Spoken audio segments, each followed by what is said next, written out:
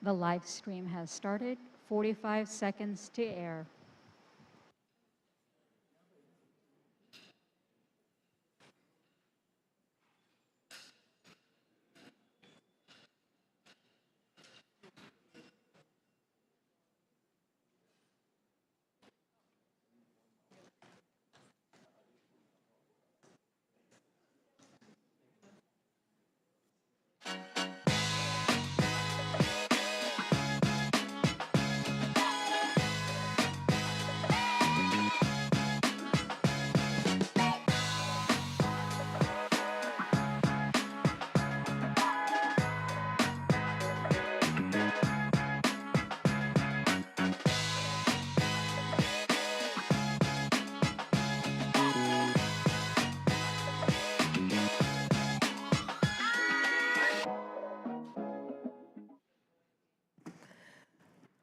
Happy Thursday, everybody. Good afternoon. We would like to call the Durham City Council work session to order for this, the 24th day of August, 2023 at 1 p.m. here in City Hall. We certainly want to welcome all of you who have chosen to join us in person today, and we want to welcome those who are on remotely as well. Our clerk is at a conference this week, but we have an assistant clerk who's standing with us. Madam Clerk, if you will please call the roll. Good afternoon. Mayor O'Neill. I am here. Mayor Pro Tem Middleton. I'm here. Councilmember Caballero. Councilmember Freeman. Present. Councilmember Halsey-Hyman. Councilmember Johnson. Here. Councilmember Williams. I will start briefly with one announcement. Two of our council colleagues had unexpected things to happen in their regular lives and regular course of business, as we all do.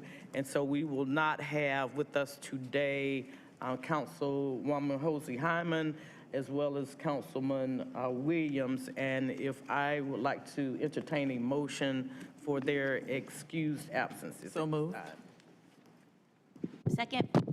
Right, it's been moved by Councilwoman Freeman, seconded by Councilwoman Johnson. All those who are in favor, would you sign by saying aye? Aye. All those opposed have the same right. And Councilwoman Caballero has joined us as well, so we definitely have a quorum. Welcome to you all. I'll now turn to my left to see if Councilwoman Johnson has any announcements she'd like to make.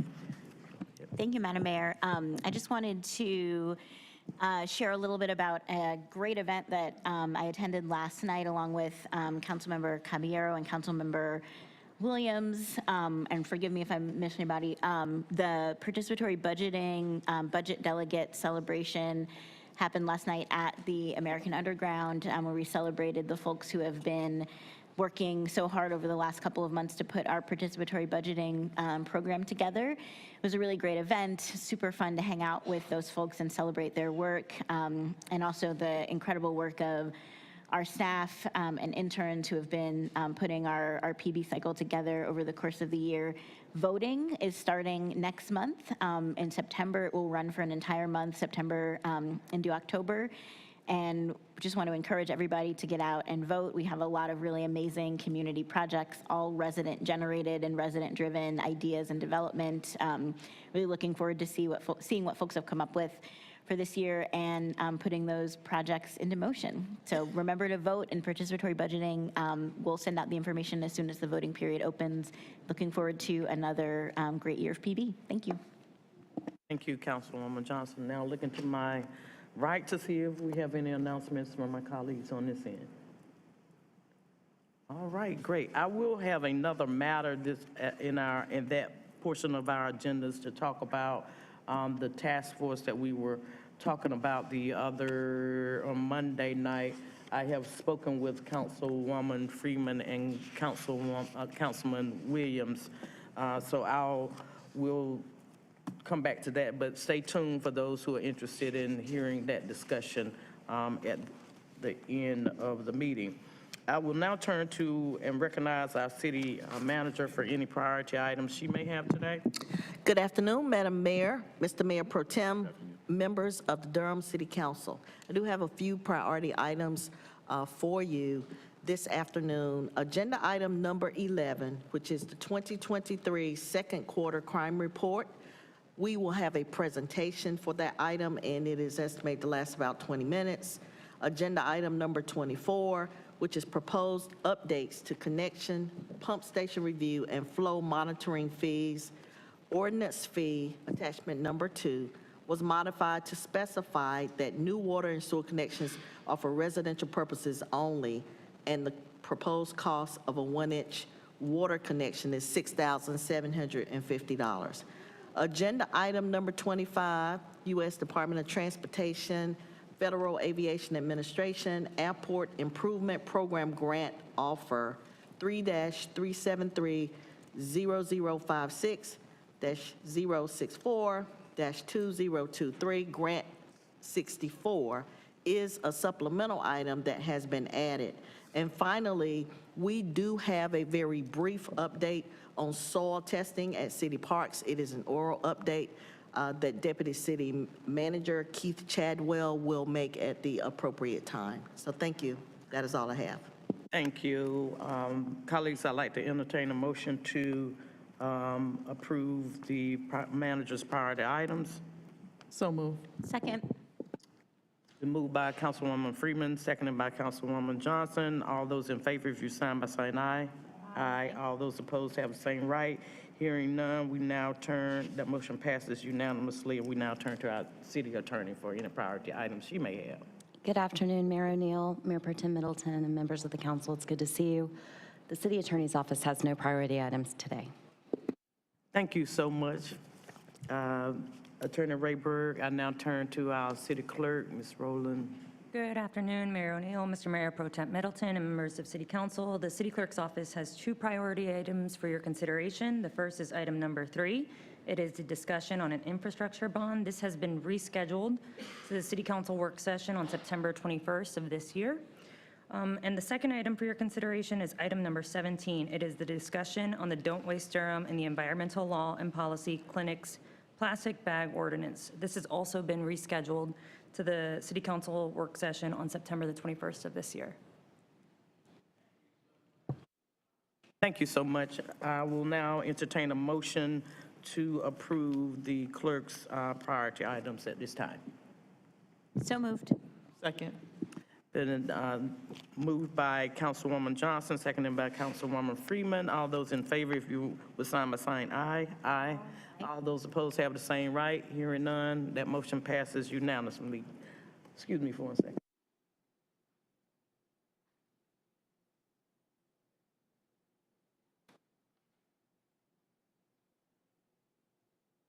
All right, thank you so much. We will now move to reading the entire agenda for this afternoon. We will start with our administrative consent agenda, and after that, we will hear from our citizens who have joined us this afternoon for Citizens Matters. The first item on our agenda this afternoon is the Workforce Development Board appointments. Number 2, July 2023 bid report. Number 3 is a discussion on an infrastructure bond. You've heard that that will be rescheduled for a later date. Item number 4 is the American Rescue Plan Act, ARPA project, Merrick-Moore Community Preservation Project, and that will be pulled. We have a couple of speakers who will be speaking to us this afternoon. Item 5 is the Durham Open Space and Trails Interlocal Agreement update.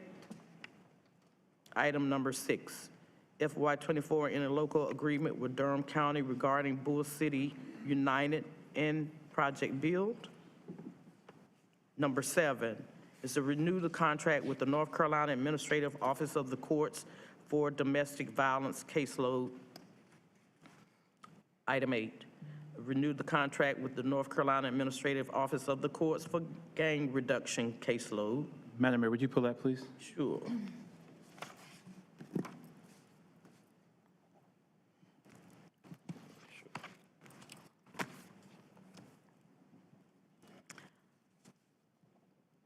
Item 9 is the contract renewal with the legal aid of North Carolina to administer the Durham Expunction and Restoration Deer Program. Item 10 is the Limited Obligation Bond Series 2023. Item 11 is 2023 second quarter crime report. That will be a presentation. Item 12 is joint funding agreement with the U.S. Geological Survey for operation and maintenance of the City of Durham rainfall and stream flow network.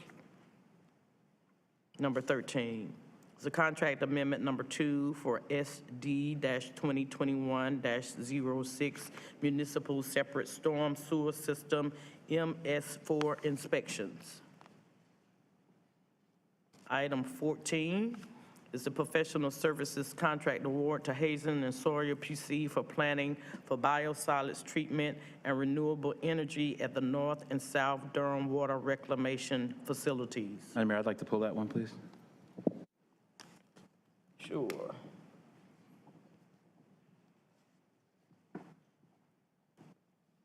Item 15 is a contract amendment number 2 to the professional engineering services contract with Freeze and Nichols, Inc. for the South Durham Phase 3 hydraulic model. Item 16 is a resolution to authorize an application for a drinking water state revolving fund lead service line replacement no interest loan and grant. Item 17 is a discussion on the Durham, Don't Waste Durham and the Environmental Law and Policy Clinic's plastic bag ordinance that will be rescheduled. Item 18 is a presentation on the American Rescue Plan Act, ARPA update. Item 19, the annual update on progress of Bull City United. Item 20 is the police satisfaction survey results by ETC Institute.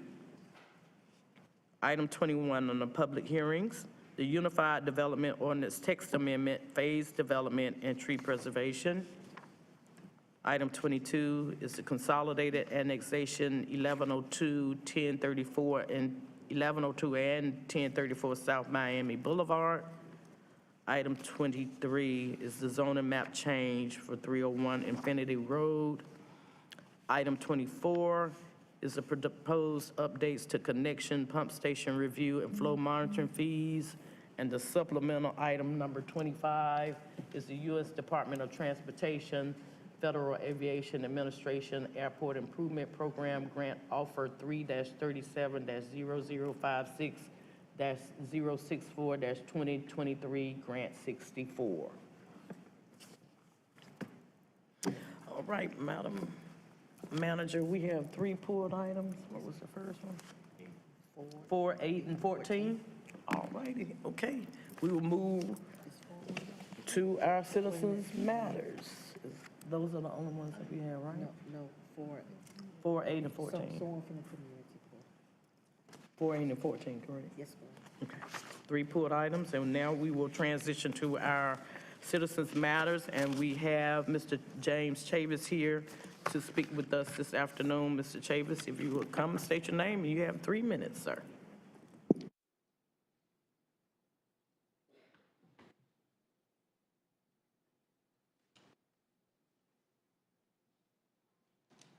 Good morning, good afternoon, Mayor, everyone, and other city council members. I hope the clerk has given you a copy of the Equity Inclusion Department that I gave her and told her I wanted each and every one of you to get one, including the city manager, because this is very important that we had our PAT meeting Saturday.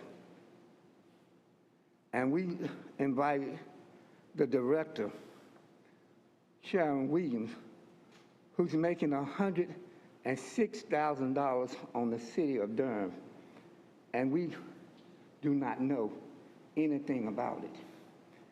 And I made an requirement behind the PAC because some members wanted to know what was this all about. She did not show up. But in one of her emails, and I did not get a chance to bring the copies because somehow I left them, she asked me, who gave her information? Who gave me her information? And I sent back and I told her, and I'm gonna send each and last one of you. This information I got came off the city website. And that's why I was requiring for you to come to our PAT meeting. And I did not get no response. And she did not show up. Okay? Now, this is a new department that some of you all don't know, and definitely our peoples in our community does not know anything about. And I want to give her opportunity to come to our area and explain what equity and inclusion department means and what it's supposed to be. And we couldn't get her. But she makes $106,000 of our tax income. It was 88, and she got a raise to 106. Now, what is it telling our peoples in our area? That we don't have no rights to these people? So, I hope you get one, because I asked her to give you one. On the back of it, I typed up a letter to you, to Ms. Page, who is city manager, from James Chavis. Hello, I am addressing this letter to you in front of the mayor and the city council. This letter is to fact that your director, Sharon Williams, of the Equity and Inclusion Department, was asked to attend our PAT 1 meeting this past Saturday, August the 19th, 2003. There was no response from her why she could not attend, and email. So, Mayor and City Council, I want you to help me get our city manager to our PAT meeting next month to answer these questions for us. It is in there, this letter is in there to you, and each one of y'all have a copy of it. Thank you. Thank you, Mr. Chavis, for your comments today. We will now turn to Ms. Jackie Wagstaff, who should have joined us via the internet. If you can make it so that Ms. Wagstaff can be heard. And if there are others who are on the internet at this point who would like to speak as a citizen, would you also raise your hand so we can address you once Ms. Wagstaff proceeds? Ms. Wagstaff, can you hear me? Yes, ma'am. Can you hear me? Yes, ma'am. If you just state your name and you have your 3 minutes. Okay. My name is Jacqueline Wagstaff. Live in Durham, and good afternoon, Madam Mayor, council members. I come to you this afternoon as a rebuttal to some comments that were made Monday night from the illustrious Pastor Middleton. Because we have no opportunity to rebut, we can make 3 minutes of whatever concerns we have to this body. We can't rebut when we're actually being admonished. I think Monday night was a full display of the disrespect that some of these council members have for the public when the public comes down there and disagree with them on things. We are not the elected officials. We are the public, and we have the right to come and share our concerns with this body. And the admonishment that we got from Pastor Middleton, as though nobody in the audience, when the audience was packed with a variety of people from a cross section of Durham, that they didn't understand the reading of the document. Well, I can't speak for all of them, but I can speak for me. I understand that document, and we sat through meeting after meeting after meeting from both sides. We listened to the proponents and we listened to the opponents. Matter of fact, Mr. Chavis from PAC 1 scheduled several meetings where he went line by line on the document, the SCAD document. And so we all were very astute of what that document meant and how we felt about it. And the community does not feel comfortable with that document. But to be admonished by someone on the council that just because we don't agree with you, and we know you're going to vote on this after the election, and we know you're going to vote in the affirmative, but the admonishment that you keep giving the public that comes to this body and does not agree with this body on certain things should not be occurring. You talk about us as though everybody in the audience were dumber than a fifth grader, and you were the only person on the diocese that had the knowledge of this document. In my opinion, I don't think y'all have read this document adequately. I think that y'all are in the pockets of the developers, like I've said, and that's what I believe, and that it doesn't matter what that document says and how it harms this community, you're going to support it to the end. Now, I'm just here to say that that can be so, and you have the right to do that, but the people of Durham have the right to go to the polls and show you how they feel about you. So thank you very much for allowing me this time, and I'll see you at the next meeting. Thank you, Ms. Wagstaff, for your comments today. We now turn to see if there is anyone who's raised their hand to speak. All right, thank you so much. We will now move to our next order of business, which is to review all pulled items, and we will begin with item number 4, which is the American Rescue Plan Act ARPA project, Merrick-Moore Community Preservation Project, and Ms. Bonita Green has signed up to speak for that matter. Ms. Green, if you will come, state your name, and you have 3 minutes, ma'am. Good afternoon, Mayor O'Neill and members of the dais. I'm Bonita Green. I'm the Executive Director of the Merrick-Moore Community Development Corporation. And I'm coming to you today to ask for your support for our preservation project. This project is threefold in that it is to support community members by assisting with home repairs, energy upgrades, flood prevention, and improving air quality to their homes, to shorten the food gap for community members by providing locally farmed produce or products, and 3, to equip senior population with technology knowledge to navigate today's economic and social climate. And I will say that this project is encompassing 3 neighborhoods. So it's Merrick-Moore Community, Walltown, as well as Bragtown. The home repair project has been something that's been going on for a couple of years now, mainly in Bragtown and Merrick-Moore, where your lower income residents are able to receive home repairs, even up weatherization, HVAC units, things of that, whatever is needed in that home, they're able to receive those repairs at free of charge, at no cost to them. This is like really, really important considering that we're in a time of gentrification. We want people to be able to stay in their home and live out their lives in their homes if they're having to choose between whether we're paying for medical appointments, whether we're paying for food, whether we're paying our property taxes, or whether we're paying for repair in our homes. We don't want the repair in their homes to be something that they're concerned about. But we're also including a food assistance program in this year, and also technology and training, and that we will be gifting tablets to up to 40 seniors, and we're going to be paying a stipend to youth members to be able to partner with these seniors and train them so that they're capable of using these technology pieces. And so we're just asking for your support for this project because the investment goes right back into the community. So thank you. Thank you, Ms. Green, for your comments this afternoon. We will now transition to the 2 items that Mayor Pro Tem has pulled. Item 8, I believe is the first one, which is to renew contract with the North Carolina Administrative Office of the Courts for the gain reduction caseload. And so that I won't interrupt you, we will then transition to the item 14, which is a professional services contract award to Hazen and Sawyer PC for planning for biosolids treatment and renewable energy at the North and South Durham water reclamation facilities. The floor is yours, Mr. Mayor Pro Tem. Thank you, Your Honor. Good afternoon, ma'am. Good afternoon to my honorable colleagues, everyone in the chamber, those watching on whatever platform. Madam Mayor, it's a prerogative of the council to respond. I don't normally do it to citizens' matters. You know, the time is theirs. I do want to invite members of the public, however, to watch our meetings.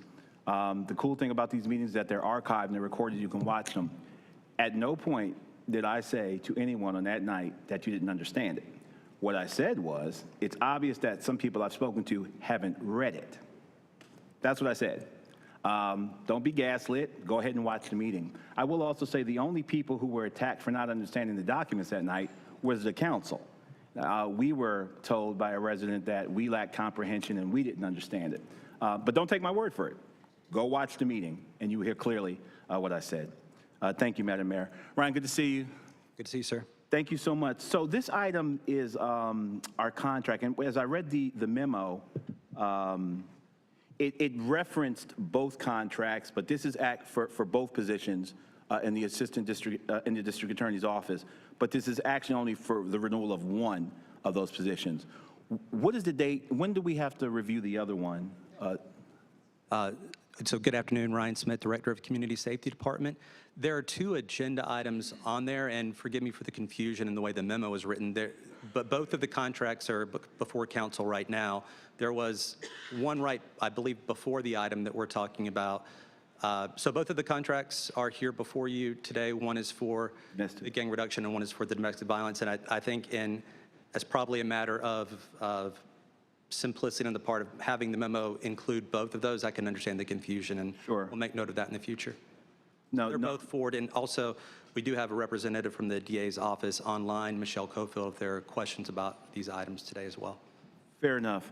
So the language talks about this position addressing gang violence, but then it also talks about simple gun possession. It's almost as if there's a distinction between gang violence that involves a firearm and gang violence that does not involve a firearm. So I guess my question is, are we parsing fist fights, or are we talking about talk to me a little bit about the differentiation between gang violence that involves guns that this position will address and not involving guns. Thank you, sir. I would invite, if we could, for the clerk, I believe Michelle Cofield is online, and I think I've asked the DA's office to be present to speak to this question in case it came up. Do you see her on there, she said? Ms. Cofield, are you available? I am. Great, Good thank you. afternoon, everyone. Good afternoon. Thank you for being with us. Sure, no problem. Did you hear the question, or should we repeat it for you? I heard the question in terms of whether we're parsing out the difference with gang violence and gun violence or fist fights and along that line. This position, this particular contract position, has been in the district attorney's office for a number of years, many more years than I've even worked here. I've been here since 2019. The position is typically in district court, and things aren't parsed out based upon, oh, well, this is gun violence, or this is gang violence, or this is a fist fight. We don't parse the things out in that way. District court is a court where a lot of things come through, and then we also have other things that go through Superior Court, but those matters are handled by some of our other assistant district attorneys. So thank you for that, and I remember the life of the position. I'm curious about so what would this person do, or what type of cases would get funneled to this person as a primary stopping place, as opposed to other ADAs in the office? Are they going to have go ahead. I'm sorry. Go ahead. Oh, I'm sorry. The way that matters, they're not necessarily funneled to the person like they would be for Superior Court, where cases are screened. You know, this particular attorney is in district court every day, every morning, and if there's an afternoon session, that person is in court every afternoon. So you kind of, you know, you see a variety of things, and that person may be engaged or involved in that way. But in terms of actually screening matters in district court, because of the way the cases come to us, they don't come to us in the same way the Superior Court cases come to us. Got you. So they could work on anything potentially. I mean, while we're billing this as gang related, and by the way, I fully support the position, but I've had some conversations with members of the public, so I want to be able to intelligently engage. This person could still work on any type of case that comes to the office, given the need in the office. Is that correct? Well, I can say that our office is woefully understaffed. Just even with the 3 positions that you all have funded for us, which we greatly appreciate. So sometimes, you know, we'll have people, let's say, for example, in Superior Court that are working on matters in district court because we don't have enough staff to handle matters. And that's across the state. It's not just in our office. Sure. All right. Well, yeah, I think that about covers. I do. Someone editorialized to me, so I'll ask the question: Is this position? Is it fair to interpret us funding this position as an acknowledgement of an increasing gang violence problem in Durham, or is it baseline? It's been the same all along. The fact that we've attached this language to this position, is that an acknowledgement on the part of our city that there is in fact a gang violence problem or an increasing gang violence problem. Would that be a fair characterization? I don't know if that would be a fair characterization in that term, because I'm not familiar with what the issue was, how many ever years ago that this position was created.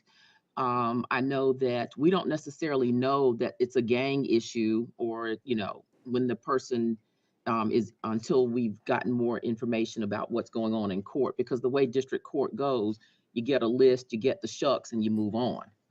And the shucks are the individual files that have the charge sheets in there, et cetera. And that's what the DA or the prosecutor sees when he or she is in court calling the calendar.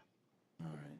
Well, thank you so much. I'm pleased to be in a position in the city, to be in a position to fund these important positions. I know how hard the DA's office works and the vital and critical role they play on behalf of all of us, the citizenry here in Durham. So pleased to support it, and thank you so much for taking the time to answer the questions. Thank you, Ms. Cofield. Sure, thank you. Thank you so much for your support. All right, Madam Mayor, with your permission, item 14.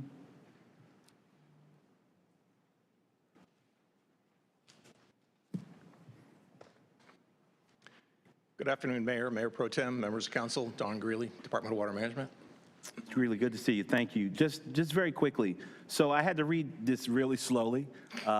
It's an interesting read, though. But when I was first reading this, it seemed it's a big piece of change for a study. First off, $1 million. That always catches my eye. When I was first reading this, it seemed as if this was something strategic. We were looking at capacity issues and what we were going to do, the 50-year threshold. And then I came to some language that talked about we have a capacity issue now because of increased precipitation in recent years with the storage of the biosolids. I have a question about the venting of the gases. But so I guess, is this study about just being good stewards and strategically looking forward? Or is there something we need to be worried about now in terms of capacity for storage of biosolids? It's mostly the former and a little bit of the latter. What we both. So it's both. Okay. Currently at North Durham, we're participating with solid waste in our with the yard waste to create mulch and reusable products there. But at South Durham, we produce our biosolids and then we land apply. And the land application is where we run into trouble sometimes because the increased precipitation, the farm fields are wet, and we can't apply the biosolids to the field. So we've more than frequently are stacking up our covered storage and our basins. So it hasn't been a problem, but it's becoming an issue. So we want to look at how we can address that. And one of the alternatives there is using the material with maybe thermal drying to create a product that we could sell so we wouldn't have to land apply.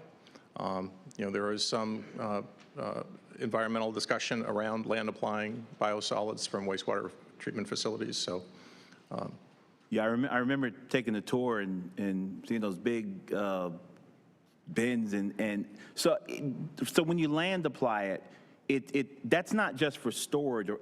Is it being used as fertilizer? Is it playing a yes, the farmers are very excited to use that as fertilizer. So they welcome it, but there are certain requirements that we have to meet with the state of when we apply it, and the fields have to be in a certain state of, for us to be able to apply it, and the fields are wet, our contractor cannot apply them. Right. Now remind me, we were giving it away, weren't we?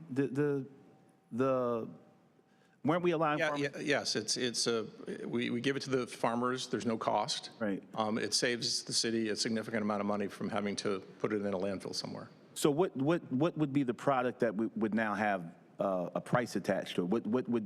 What would differentiate what we're doing? When you put it through a thermal dryer, you can potentially sell it as fertilizer. Okay. A Class A fertilizer. All right. Last question. We were capturing some of the gases and using it to power engines, but we were venting some of them. And I remember, you may remember a few years ago, I was dealing with some residents and with Hazen and Sawyer and some odors in the area. Is that the source of the odor, the venting of those gases, that we aren't capturing No, it's some of the treatment processes that are there, and those are in our Phase 2, which is under construction right now, which should be completed by the end of the year. The excess methane that we're having to flare, we're hoping, as a result of the study, to leverage new technologies so we can use that to drive and generate electricity for the plant. Right. So we're really excited about that. You know, as you saw in the memo, at South Durham, we're currently burning some of the methane to drive our blowers. At North Durham, we're using it for our boilers. So we want to better utilize the methane gas that we produce there to produce electricity to offset our electricity costs. Right. So, last two questions. So, we're not at there's nothing we should be worried about. We're not at a crisis in terms of capacity of storage. Given, I guess, to ask you directly, is there something we should be worried about? No, it's planning ahead so we don't have to get in crisis mode. Got you. Do you know how many contracts Hazen and Sawyer have with us currently? There's a handful. I mean, you know, we have about 17 different firms under contract with water management, so most of the firms in the area are well represented with our contracts. Is Hazen and Sawyer, would you consider Hazen and Sawyer has the most of all the firms we deal with? They're probably the leader right now. It goes back and forth between them and two other firms. Got you. All right. Thanks. That's all my questions. I appreciate it. Thank you, Madam Mayor. I yield back. Thank you. Council colleagues, if you will allow me to return to agenda item number 4, we've had someone, Mr. Chris Drips, who would like to be able to speak on that matter. Mr. Drips. You will have 3 minutes, sir. Okay, and excuse me for being late to this item, and thank you for the opportunity, Madam Mayor and council members. So my name is Chris Dreps, and I live at 716 Carroll Street, but I also work for the Ellerby Creek Watershed Association, and in my role as Ellerby Creek Watershed Association Land Protection Director, I just want to state that the Ellerby Creek Watershed Association supports Merrick-Moore Community Development Corporation in its proposal for ARPA funds to work with community members on home repairs, energy upgrades, flood prevention, and improving air quality. We've been working with Merrick-Moore since the beginning of their process of developing a proposal, and over the last couple years on various projects, not just this proposal, but some land protection work we're trying to do, some innovative approaches to the city's own conservation subdivision ordinance in trying to help the community hold land instead of just a homeowners association, which often doesn't go very well or doesn't do anything period with land, and trying to find ways that the land will benefit the community better. And then specifically on the ARPA proposal, we have been working with Merrick-Moore, bringing some of the grant funds that we've gotten from outside grantors to help them with the flood prevention side of things as well. So in this case, I'm not aware that we would be receiving any of those ARPA funds ourselves. We would be supporting Merrick-Moore in bringing match to the work that they're doing in the community, which we think is really important. We're really proud to be a partner with Merrick-Moore Community Development Corporation. And yeah, that's all I have to say. Thank you. Thank you so much for joining us this afternoon. We now will turn to our presentations, and our first presentation this afternoon will be item 11, is the 2023 second quarter crime report, and we welcome our police chief to the podium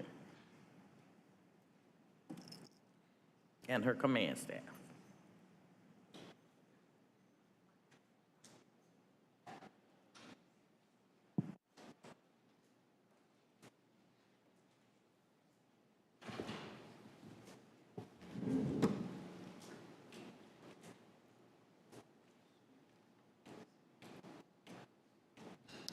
All right. Well, good afternoon, Mayor O'Neill, Mayor Pro Tem, City Manager Page, Durham City Council, City of Durham community, and City of Durham staff. I come before you once again. It seems like it was just yesterday I was here for the 2023 second quarter report. And so, as you know, this report Each and every time covers the department's 5 performance measures focused around Part 1 violent crime, Part 1 property crime, our clearance rates, as well as our response times to Priority 1 calls and our staffing levels. So let's kind of take a look at our Part 1 violent crime. As you see here, we were, overall, our violent crime was down 7%. We did experience an increase in our rape category. We were up 31%, and so we'll take a look at that shortly. At the end of the second quarter, we had 23 reportable homicides offenses out of 21 cases. So I will say as of year to date, so August 21st, or just a couple days before now, we had 29 homicides. So 23 of those were criminal, 2 were domestic violence incidents, 0 negligent manslaughters, and 0 justifiable homicides. Our forcible rape category is in the red for us this time. It's up 31%. And by the end of the second quarter, we actually had 80 actual forcible rape offenses out of the total offenses that were reported initially. 36% of the reported offenses occurred in previous years. So these were belated cases, which is okay. We want everyone to report. And we do, from time to time, see more belated cases being reported than cases that had just happened. I am proud to just say that 10 of the 19 clearances that we did have were reported from prior years. And you know that belated cases are extremely hard to investigate, but we have our cold case unit that works with SACI, and they've done some great work, along with work that our forensics team has done, going back and reviewing those previous cases. So our robbery offenses were down 24%. At the end of the second quarter, we had 234 actual robbery offenses. So 71% of those were from persons, but that is down 32% from the previous year. 39% of our robberies were from persons that had 1 or more Hispanic victims. So the second quarter, as well as into this current quarter, we had seen an increase in robberies that were targeting our Hispanic community. And so as a result, we increased our community involvement, our awareness focused around robberies. We released some media information about those robberies to warn our community members. I am happy to say that while we have not made an arrest yet, we do have persons of interest. Our robbery unit is working extremely hard on all of these cases. 29% of our robberies were commercial, so we always have a mix of commercial robberies mixed in there, with 88% of those being retail establishments. So I do want to note, we often receive inquiries about homicides, clearances, and things like that. We do have a tracking mechanism that's actually on our Durham Police Department webpage. It's a homicide tracking report. It's available for the public, and from there you can actually look at homicides going back several years, from the date of offense to all the way to the disposition of the case. So it's a very, very helpful tool. Something that we are seeing and continue to see on the rise is the use of firearms in all of our cases. And so 54% of the total robberies involve the use of a firearm in some way. 3 of those were actually gunshot wounds. At the end of the second quarter, we had 570 aggravated assaults from 401 incidents. So that made up about 18% of our incidents were domestic related, and then 62% of those were non-domestic related incidents, but they involve firearms. 56 of them were gunshot wounds.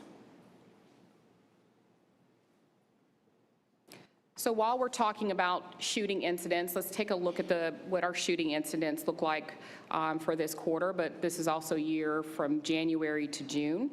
Our number of shooting incidents did increase 20%. Ironically, the number of person shots decreased, which is, there were less people being shot, which just means we had, we were thankful for that, obviously, but we did see the number of shooting incidents increased, and don't really know, was that an opportunity, was that targeting, and really what was behind those incidents, although we do feel that the incidents that we have had, the majority of them are known individuals that are known to each other. Of the 466 shooting incidents that we had through the second quarter, 50 of those we received from ShotSpotter alerts. So we've started to incorporate more of our ShotSpotter reporting and looking at our ShotSpotter alerts in comparison to our shooting incidents. In particular, the 50 alerts where there was not a call made to 911 to report these by anyone. Multi-victim firearm incidents accounted for about 36% of our aggravated assaults. So again, we're still seeing multiple people either being shot in one incident at a time, and so we are starting to really see that account for about 36% of those aggravated assaults through the second quarter, and you know that our target is less than 30%. We continue to seize firearms. So there were 570 guns seized in 424 incidents. So what does that say? That says that we have multiple firearms that are being found or recovered from one incident.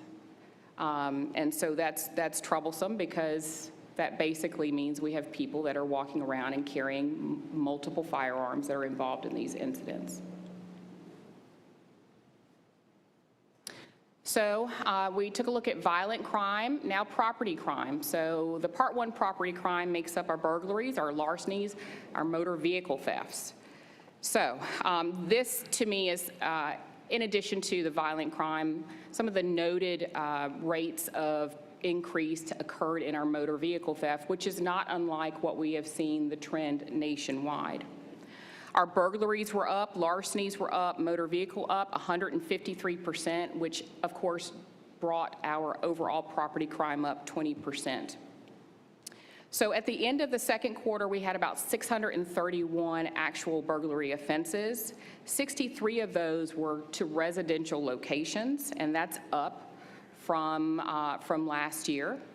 15% of those burglaries were retail locations, and other stolen items property still remains to be tools, which is not out of the ordinary given all of the growth that we are experiencing in construction. So our larcenies, 3,534 larceny offenses. So 40% of those were from motor vehicles. So we saw an increase in our larceny from motor vehicles, along with the increase in motor vehicle theft. Something that I always report on is that the number of guns that are being stolen out of cars. 58% of all stolen guns came from motor vehicles. 58%. 63% of the vehicles with a gun stolen were unlocked. People are still leaving guns in vehicles, and those guns are potentially being used in other crimes. And of course, we have larceny that makes up a smaller percentage of our larcenies. So let's talk about the motor vehicle theft. At the end of the second quarter, we had 871 motor vehicle thefts, and we've heard about the Kias and the Hyundais outpacing. This quarter, we saw a sharp increase. I will say that 85% of those vehicles stolen that were not included in attempts, or vehicles that were not registerable, those have been recovered. So the rate that they're being stolen, we are also having success in recovering those vehicles as well. 21% of those cars were left running, or there was a key fob that was in the vehicle. Hyundais were our most frequent and it seems like the Hondas and the Kias Hyundais and Kias are replacing our Hondas, which has historically been the vehicles that have been stolen. So 21% of those motor vehicle theft incidents were attempts. So where obviously these the folks that are perpetrating these crimes, they don't know which one of the Kias or the Hyundais they're able to steal, so they go and they attempt to take it. And of course, when that's not successful, that does count as an attempted motor vehicle theft. In the realm of recovered stolen vehicles that were recovered here, we have recovered 52% of other jurisdictions' stolen vehicles here in Durham. And we've identified places where those vehicles are being left or kept or stored, either to be abandoned or used in another crime. Across the United States, there were 114,502 Hyundai and Kia vehicles stolen in 2022. That is a 95% increase from 2021. And I'm sure that we are on track to being even more of an increase at the end of this year. So I want to touch on a trend that we saw that I'm hoping, because of the hard work that our investigative team has done, our entire investigative team, as well as some great work by our officers, that we'll start to see a reduction in this trend. So in August, early part of August, investigators filed over 300, it was 300 plus juvenile petitions, 300. For several separate juvenile groups that are going from jurisdiction to jurisdiction. You don't hear a whole lot about other jurisdictions, but you hear an awful lot about Durham. But there are other jurisdictions that are experiencing this. So, and we have been working very closely with the other jurisdictions that are surrounding counties, we have been working well with them in order to be able to help them solve their crimes and connect some of what's happening in other jurisdictions here. That also includes an aggravated assault incident where one of our officers was shot at by one of these juveniles off duty. And the ages of the juveniles are from 12 to 16 years old.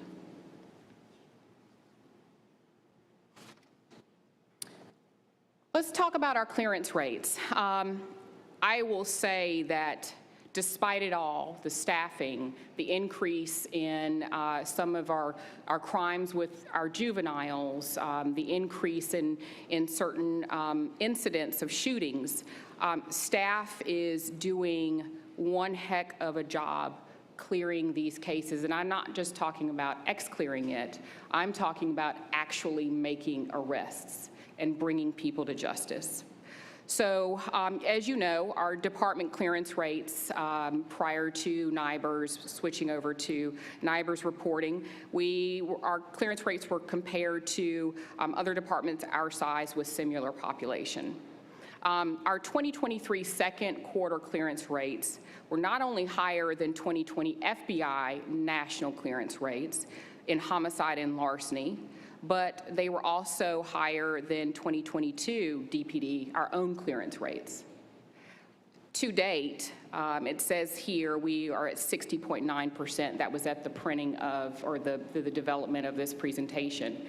As I stand here before you today, our staff has cleared 82.6% clearance rate on homicides. That also includes an additional double homicide that was cleared in July.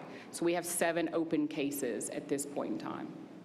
Staff is doing the work and is very committed to doing the work. So our clearance types, when we take a look at what does it look like for clearance types, what does that mean when I say arrest versus ex-clear?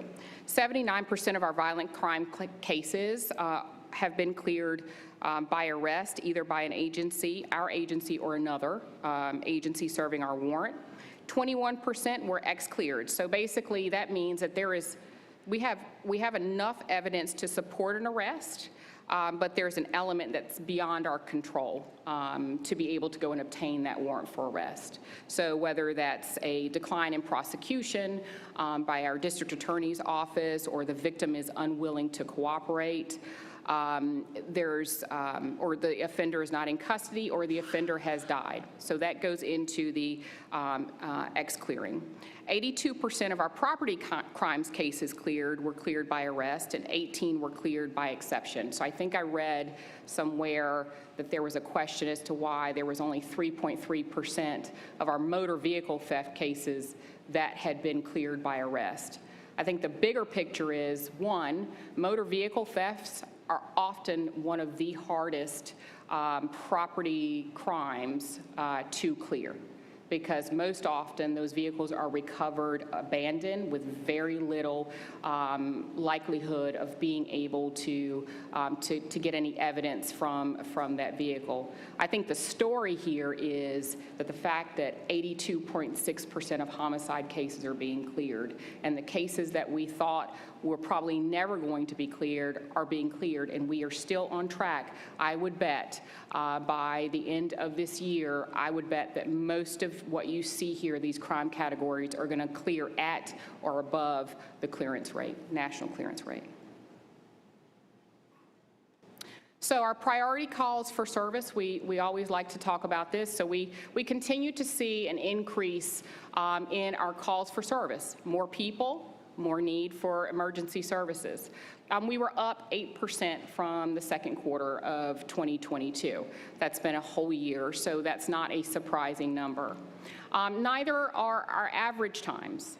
We know as our staffing numbers, we start to have challenges with our staffing. We know that the response times to our priority 1 calls, and that's how we measure, the response times here have increased, 6 minutes and 21 seconds. So our target is 5 minutes and 48 seconds.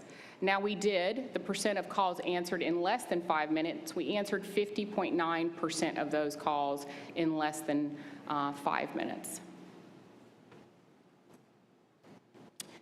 So Mr. Sheese always provides this graphic for all of us to just, again, take a look at adjusted staffing levels versus call time and response time. And so as you see, it's where are we, and when you have a higher staffing means a lower overall call response time. Okay, so staffing at the end of the second quarter 2023. So our staffing was at 77% at the end of June of 2023. So we are currently stand today at 77.8% staffed, and that is a 22% vacancy rate. Our non-sworn staffing was at 82% at the end of 2023, and we are currently 80.3% staffed with a 19% vacancy rate. We run 2 academies a year, and we just graduated an academy number 57, so they are now attending the kind of the after academy, where we're going to impart some more wisdom with them or for them. We graduated 6 recruits. We started that class with 15 and graduated 6. And then now currently we have 16 in our class for this current academy class 58, and that just started. So we, and I say we, but it's not we, it's they. My staff has done a great job of trying to figure out how can we better prepare our recruit candidates for the actual academy so that we're losing less, right? So they'd stop feeling bad about themselves and they have a little more confidence that they can make it through the academy. So the recruiting staff and training staff developed a program by which once you are hired in for the next academy, you receive an abbreviated instructional period where you are acclimated to what instruction is going to look like, some of the modules of our lesson plans, as well as there's a physical fitness component in that. and we help bring them up where they need to be, and we're trying to set them up for success so they're not so overwhelmed when they start. U visa requests by quarter. We continue to do, not we, Captain Packard continues to do an excellent job with, as soon as he receives a U visa request, he processes them.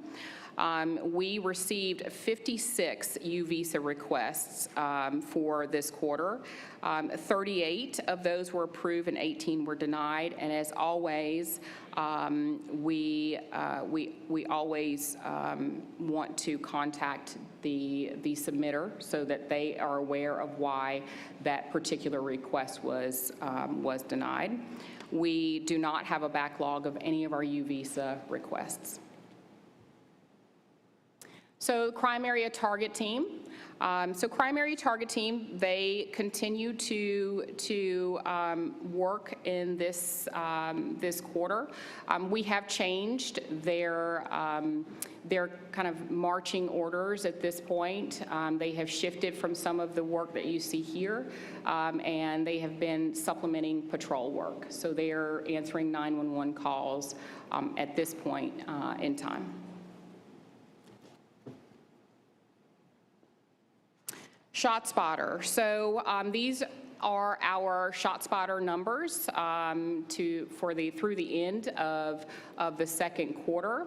As you can see, our response time, so the officer response time from alert to arrival is 4 minutes and 51 seconds, which is well below our target time for our priority 1 response.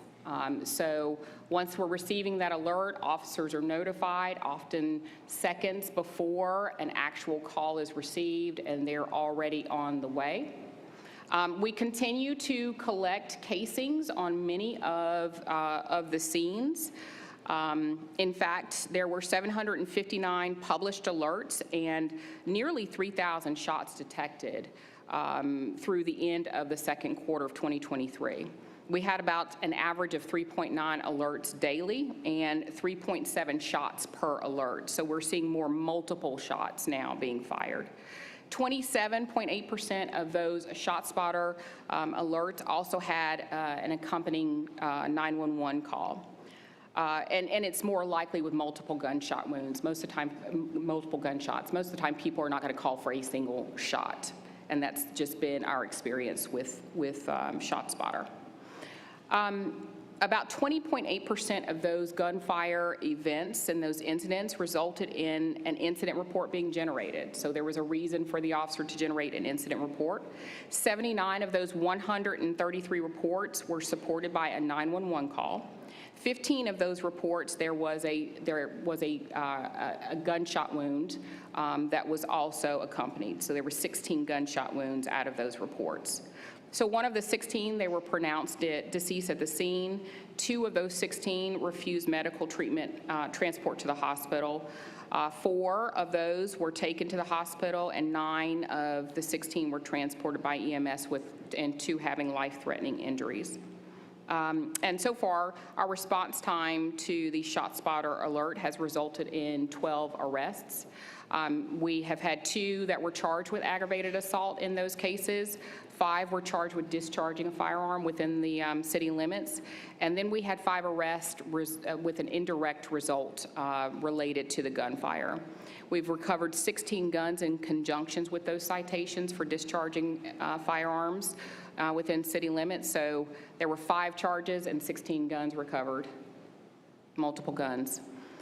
42 of the ShotSpotter alerts have led to NIBIN leads and other cases based upon the casings being recovered, and 1 of those has actually led to an arrest. And so I will stop right there. Please be sure to follow us on all of our social media that's listed there, and I will pause for questions. Thank you. Thank you, Chief. I'll open it up to my colleagues. Looking to my left first. Councilwoman Johnson, you have any questions? Looking to my right. Mayor Pro Tem. Thank you, Madam Mayor. Chief, always good to see you, ma'am, and to your command staff and to all the men and women under your command. And you know they have our eternal gratefulness for what they do. Thank you for this report. It's been much anticipated. First of all, I do want to just highlight, and you already said in light of, or I should say in spite of, our staffing issues, the clearance rate on homicides is commendable. It needs to be highlighted, how hard you're working in the department, facing challenges that every department, every hiring agency around the country is facing with staffing now. I want a couple of questions. I've said to media and lead up to this, we're glad that overall the crime rate is trending downward, but that's of no consolation to someone that's been a victim of crime. We can't talk about the overall trend. This increase in rape, do you have any?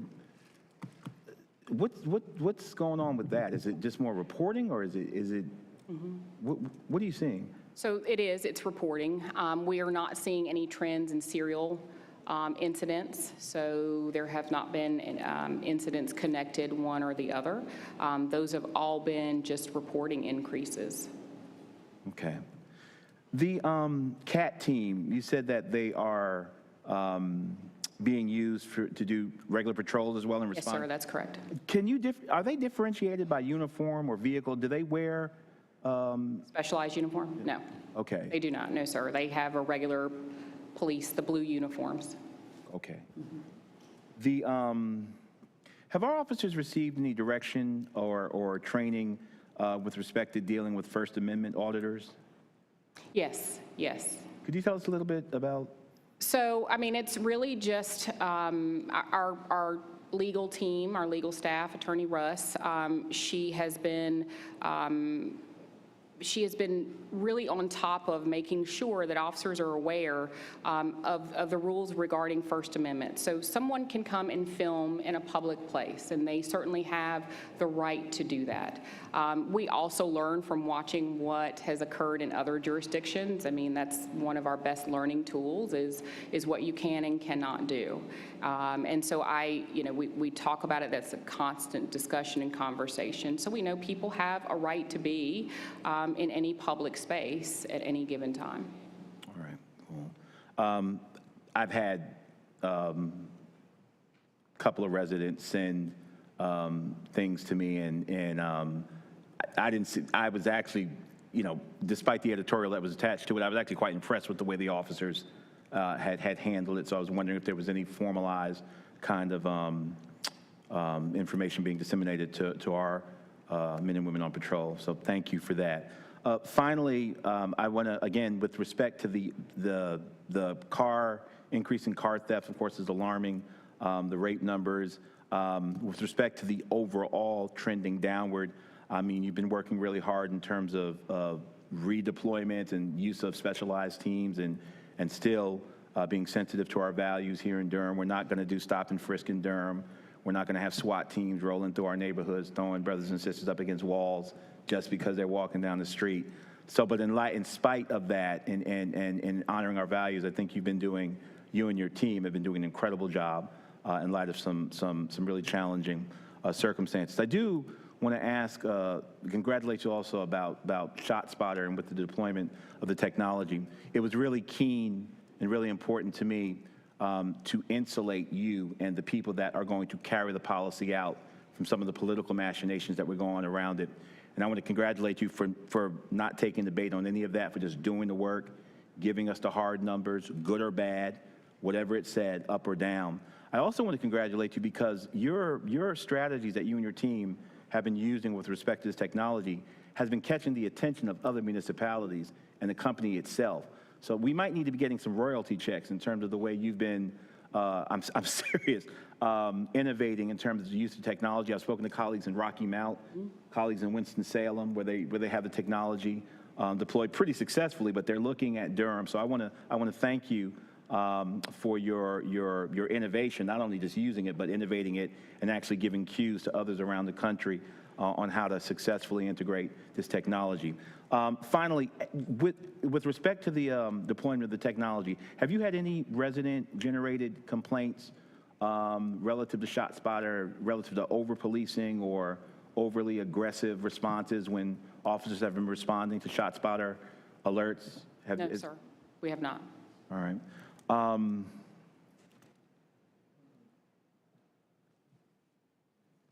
I think that's it. Thank you so much. A lot of work still for us to do, but we're grateful for what you do, and please continue to convey our thanks. Thank you. Men and women under your command. Thank you, Madam Mayor. I'll yield back. Sir, any other comments? Councilwoman Caballero. Thank you. Thank you for the excellent report, and thank you for, to my colleague, because that was one of the questions I had was around the rate increase. Was it around prior reporting? Is it because more people are feeling comfortable reporting than before? I hope so. I hope that our victims have seen the work that's been done around Saki and, in looking at the cold cases and really looking at them from a different lens and prosecuting it as well. And so I'm hopeful that that is what has driven the increase in reporting. I hope so too. Additionally, I know that we see these cycles and trends within Latino community around crime, and I know the holidays is one of the times that we see some pretty big increases, at least historically.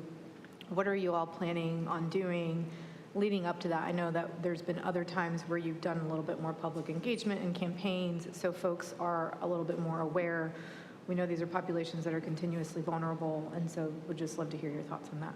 Yes. So, our goal is to start to kind of expand our partnership with El Centro, but also expanding it into our small businesses too, right? So I think, any small business that primarily is owned by Latino or Hispanic community members, right? I think that is really where we should be.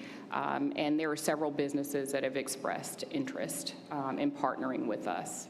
Thank you. Please know that you can, happy to support that. I know that the folks start to get scared. And so, and I'll say it, a lot of folks, they get paid weekly, they don't have a savings account. If they get robbed, the impact on their finances for the next several months is felt deeply. Yes. And so please know that you can support, happy to meet with folks, happy to go.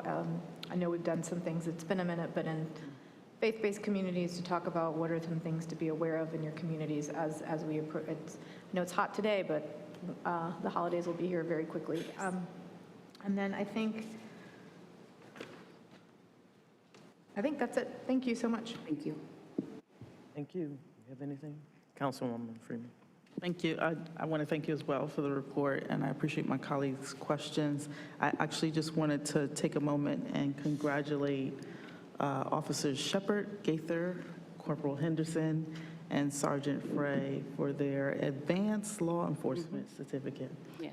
And I want to make sure that we're continuing to figure out how to make sure we're keeping our officers who are so advancedly trained.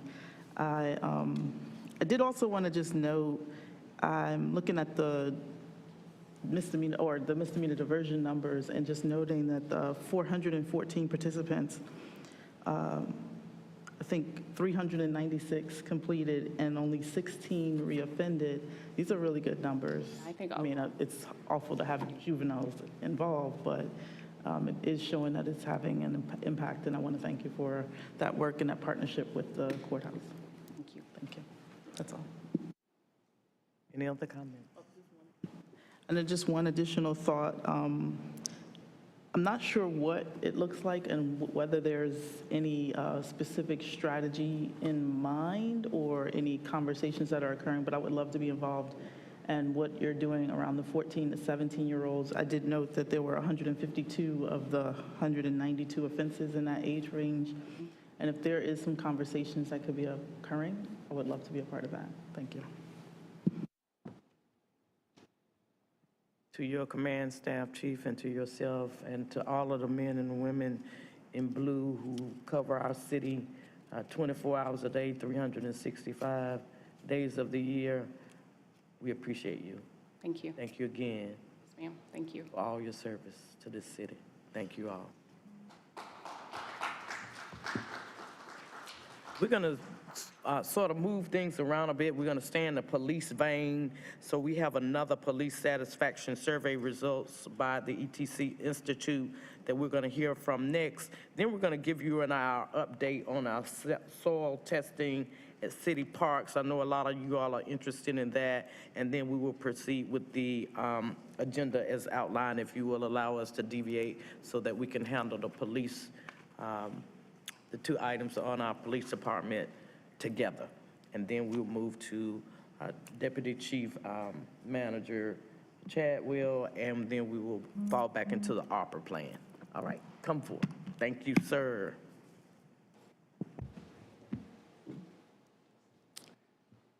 Great, thank you. I don't know if the presentation's loaded up yet, but.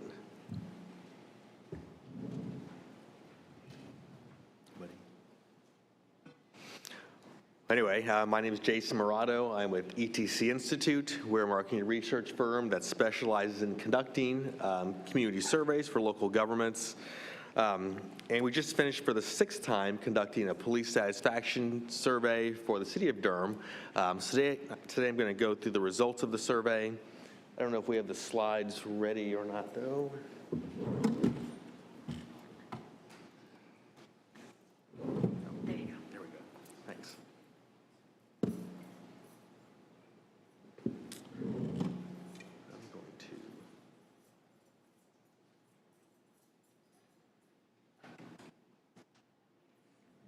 Okay, great.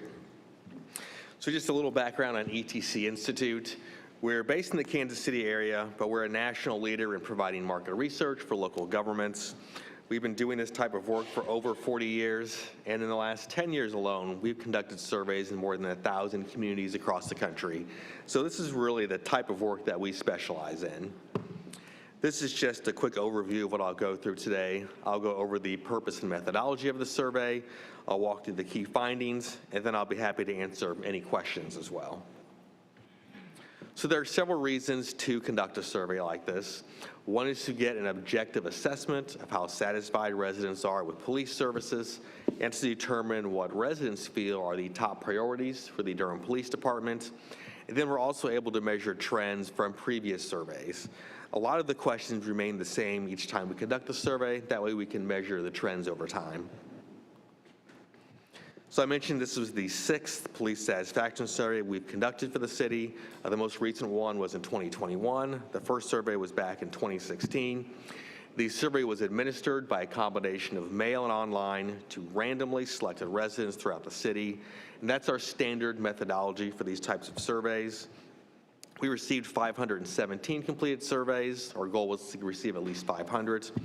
And the 517 surveys at the 95% level of confidence has a margin of error of plus or minus 4.3%. Essentially, that means that if we conducted this survey the same way 100 times, 95 times the results would be plus or minus 4.3% from what we're reporting.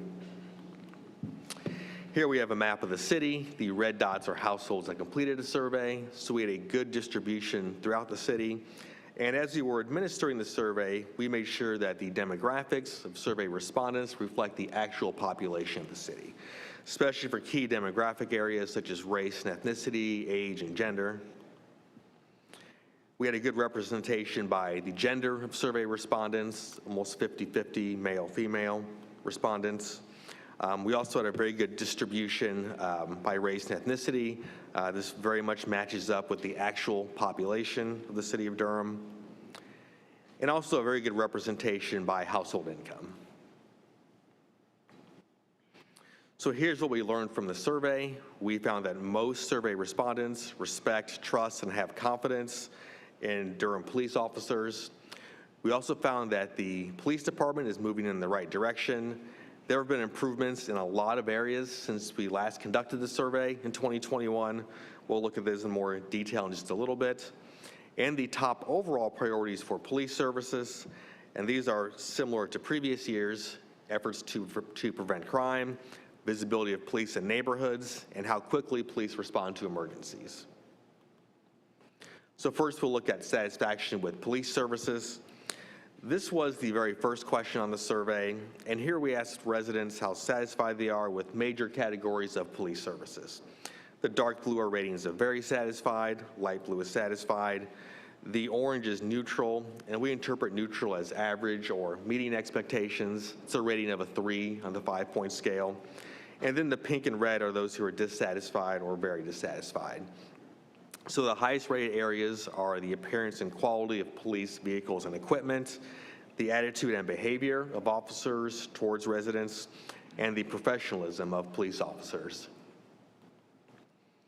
So we compared these results to the previous survey. On this chart, the blue line are the residents who are either very satisfied or satisfied on this year's survey. The gray bar are the satisfaction ratings for the most recent survey in 2021. And we put arrows by the places, blue arrows by the places that have had a significant increase in satisfaction since the past survey. So there's a total of 8 areas with significant increases. The biggest increases in satisfaction are with the attitude and behavior of officers towards residents, police outreach programs and services, and then police safety education programs. And there aren't any areas that had significant decreases in satisfaction. The lowest rated area was overall efforts to prevent crime, but even that had increased from 25% up to 28%. And I'm not sure what happened here, but it says, what's that? It's restarting or updating.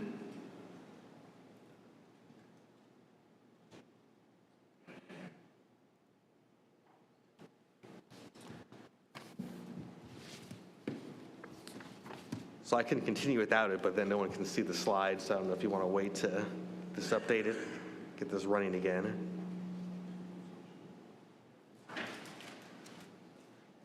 If you give us a second, I'm sure Ms. Vivian will come out here and Okay.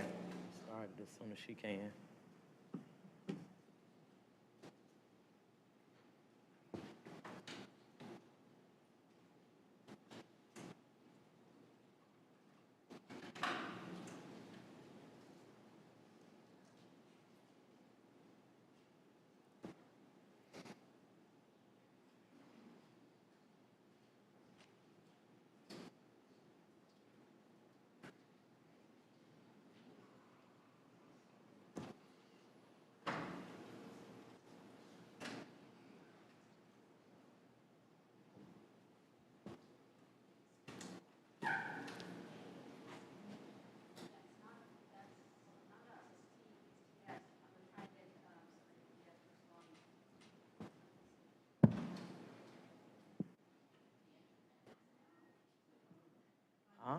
The internet is down. All right, let us transition to Chief Deputy Chadwell for his update while we are waiting on that, if you don't mind. Our internet is out. He will give us an update on the soil testing at the city parks. I think everybody else has an actual presentation that they want to see, so we'll go to his conversation right now. Madam Mayor, Mr. Mayor Pro Tem, and members of council, good afternoon. I'm Keith Chadwell, Deputy City Manager. I'm pleased to provide you with a current status involving the administration's response to the discovery of pockets of lead contamination in 5 of Durham's parks. Hopefully this has been followed, I assume this has been followed very, very closely. And I want to start at with the point that at this point in time, all field work, all laboratory assessments have been completed. The laboratory results have been submitted to the Mid-Atlantic and Associates, the consultant that did all of the field assessments for us, and they have written a report of those findings. Those findings have been submitted to the State Department of Environmental Quality. That's a step that's very, very important to us in terms of vetting the results and informing at an important time when we start deliberations around the remediations and final resolutions on this infestation of what our options are going to be. So briefly, one reminder that by the measurement of leads in bare soils and play areas, a threshold of concern would be pockets of concentration of lead that measure in the rate of 400 parts per million. So by park, The results are as follows in the parks that were studied. In Walltown Park, the results showed that this threshold was met or exceeded in 8 samples throughout the 8 acres of the park. In East Durham Park, the assessments revealed that 8 samples met or exceeded this threshold throughout the 4 acres of the park. At Northgate Park, in the park itself, not including the playground, which I'll come back to in a moment, there were no samples that met or exceeded that threshold of concern. In Lyon Park, and that's a 27-acre facility, in Lyon Park, there was 1 sample that met or exceeded that threshold of concern. And in East End Park, in the areas that are accessible to the public, there was 1 sample that met or exceeded the threshold of concern. 2 additional areas were discovered inside a fenced area that was the location of the former sign and signal shop, which is no longer in use and is barricaded to public access. So I want to move from that point to have just a bit of a sharing around how playgrounds got assessed in this space. In the 5 parks, there's a grand total of 9 playgrounds. In 7 of those playgrounds, the construction of the creation of the playground was done with a fabric liner at the base of the playground and the playground equipment. And that fabric lining was also covered with 1 to 1.5 foot levels of mulch. And that's a standard that deals with, once playing on the ground and when folks fall and all those kinds of things, that's not an uncomfortable situation for them. And it's an additional layer of protection as well. In 2 of the parks, the fabric lining was not included in the development. And we're still researching if that's a deviation of a standard or just why that anomaly exists. But as our field assessors saw that there was no lining at that point, they decided to do soil sampling in those particular parks. One of these parks was in Northgate, the other was in East Durham. And indeed, they removed the layer of mulch in the park at Northgate Park, and there was 1 sample that was discovered to be at or exceeding the threshold of concern. And that playground, upon that discovery, was instantly closed. The other park was without the lining is at East Durham Park. The soil samples revealed no results that there was soil contamination at or above the threshold. And so there was no need to close it at that point. I want to share that for the remainder of each of the areas in these parks, where there were no defined areas above this threshold, we've chosen to keep the parks open at this particular point in time. So what happens next now is that now that the DEQ has the results, we have to wait for their final review and analysis. The challenge we're going to have is giving you some definitive timetables on how long this will take. There will not be much of an action that we can take at this point of time.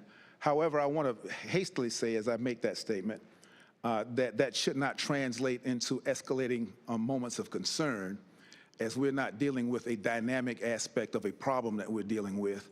The problem is the problem. The problem is becoming more and more defined. And the DEQ, along with our consultants, have endorsed the actions that we've taken to block access to those areas. And so in trying to determine timetables, we don't have time to waste, but at this point, we want to take time to be effective.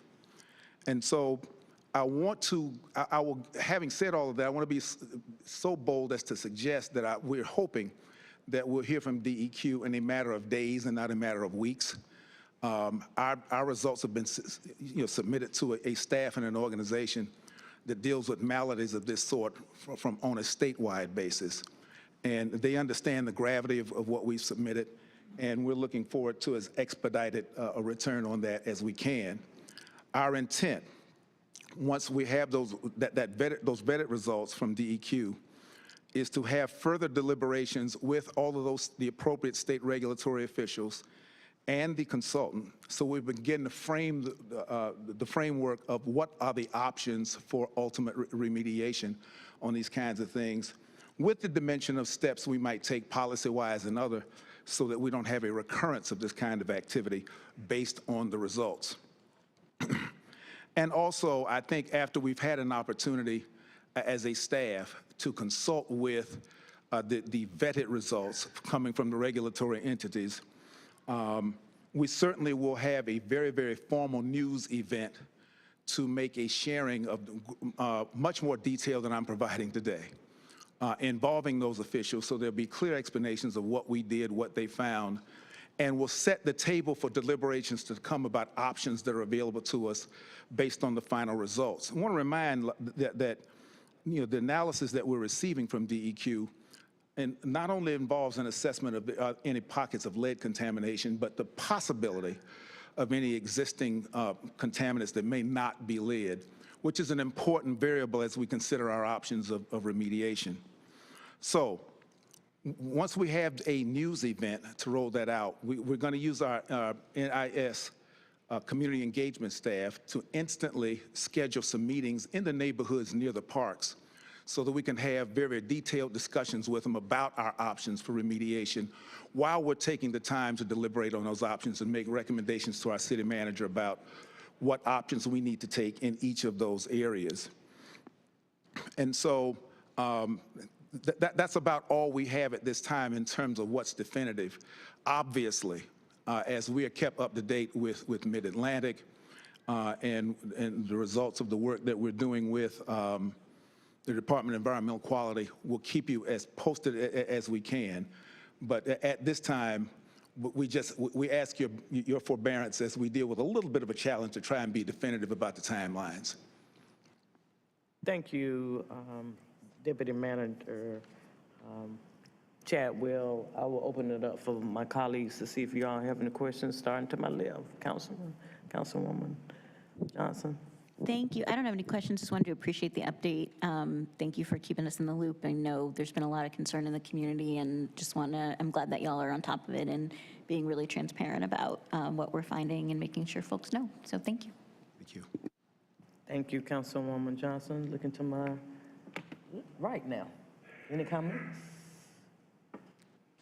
I would also concur and appreciate the update, and just note that I shared with the city manager previously, and I just want to share with everyone publicly, that I know that the DEQ will come back with great recommendations. I'm going to press us to not use the minimum as a standard and try to make sure that we're focused on what will mitigate not just the lead, but the concern that folks are raising around the fact that it had to be found by community members. And so I do want to press that as part of this conversation, that we don't miss, you know, the multiple layers of mitigation that need to occur. That's all. Thank you. Thank you for that. Councilwoman Freeman. Any other comments, Mayor Pro Tem? Thank you, Madam Mayor. I'm going to associate myself with Councilmember Freeman's comments. I don't care if we have to shut every park in this city down. If that's what the recommendation is to keep folks safe, then we'll do that. But my question, so whatever it is, for maximum protection. So I just want to be clear. The memo, the email that we got August 3rd, when it was the Midway report, it was, I guess, the Midway report from Mid-Atlantic. It said that no preliminary soil samples taken from playgrounds identified any potential contaminant concerns at that time. So did I hear right that that's changed as far as Northgate is concerned, the playground area in Northgate Park? Is that, or is that still true that no playgrounds had any potential contaminant? Maybe other areas in the park, but was there any change from the playground, the statement about playgrounds from the mid-process report we received that the council was notified on August 3rd and what we posted yesterday? Thank you for the question. When that update was prepared, we did have some challenges around nomenclature between assessment and sampling and a variety of things like that.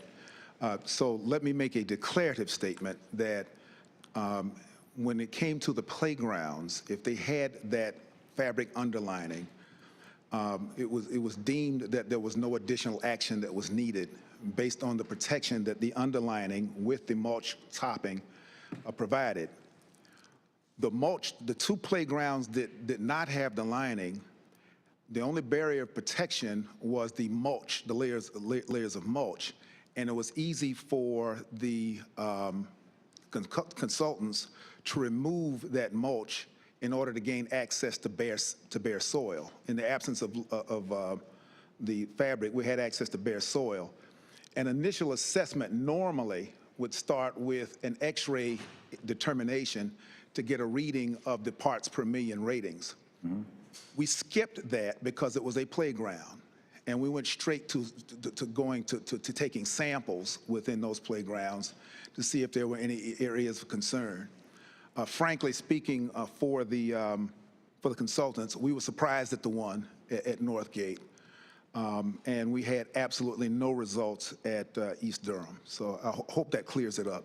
As a layperson, so the playgrounds that had, it sounds like, is the suggestion that the mulch and the lining acted as some kind of barrier or prophylaxis against exposure? Or that's one, and two, are we saying that the playgrounds that had that barrier and lining, we did not pull that up and take soil samples under that? Or because that barrier and lining was there, that precluded soil in those from those playgrounds being tested? Yes, certainly more the former than the latter. In the science associated with this, and upon the recommendations of Mid-Atlantic, the work plan they submitted in that regard, which was vetted and approved by DEQ, I think the materials associated with that fabric thought that that constituted enough protection that the assessment was not necessary, and that the way it was constructed, soil contamination would not be a risk at that point. So as a layperson, for me, what that's saying is that it might be there, but because of those barriers, it would not pose any danger to our children. Is that fair? I'll call that a safe statement at this time. So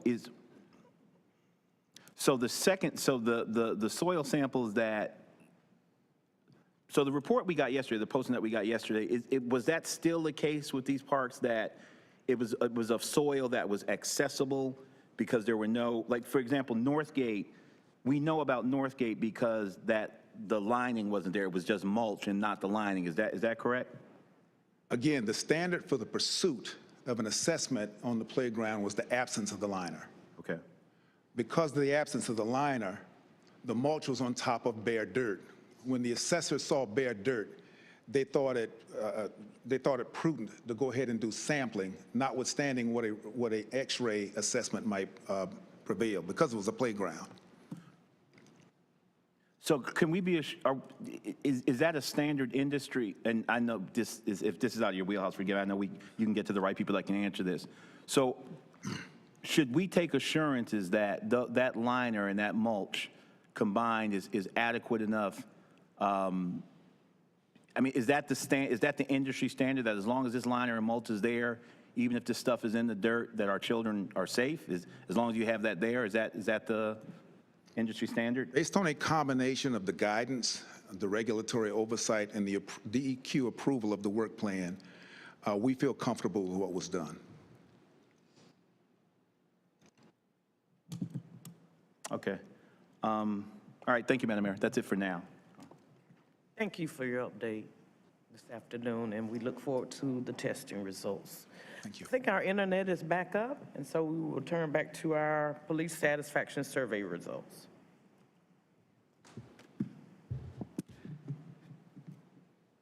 Okay, great, thank you.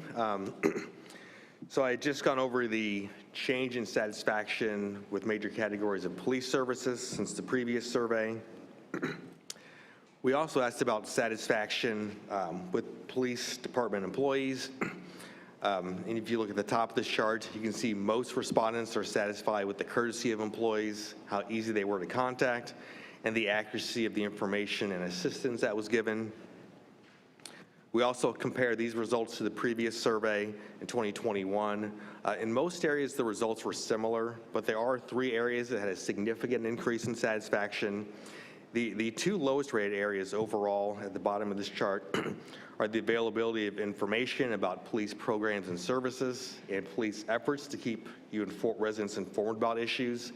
But those are also the 2 areas that had the biggest increases in satisfaction since the previous survey.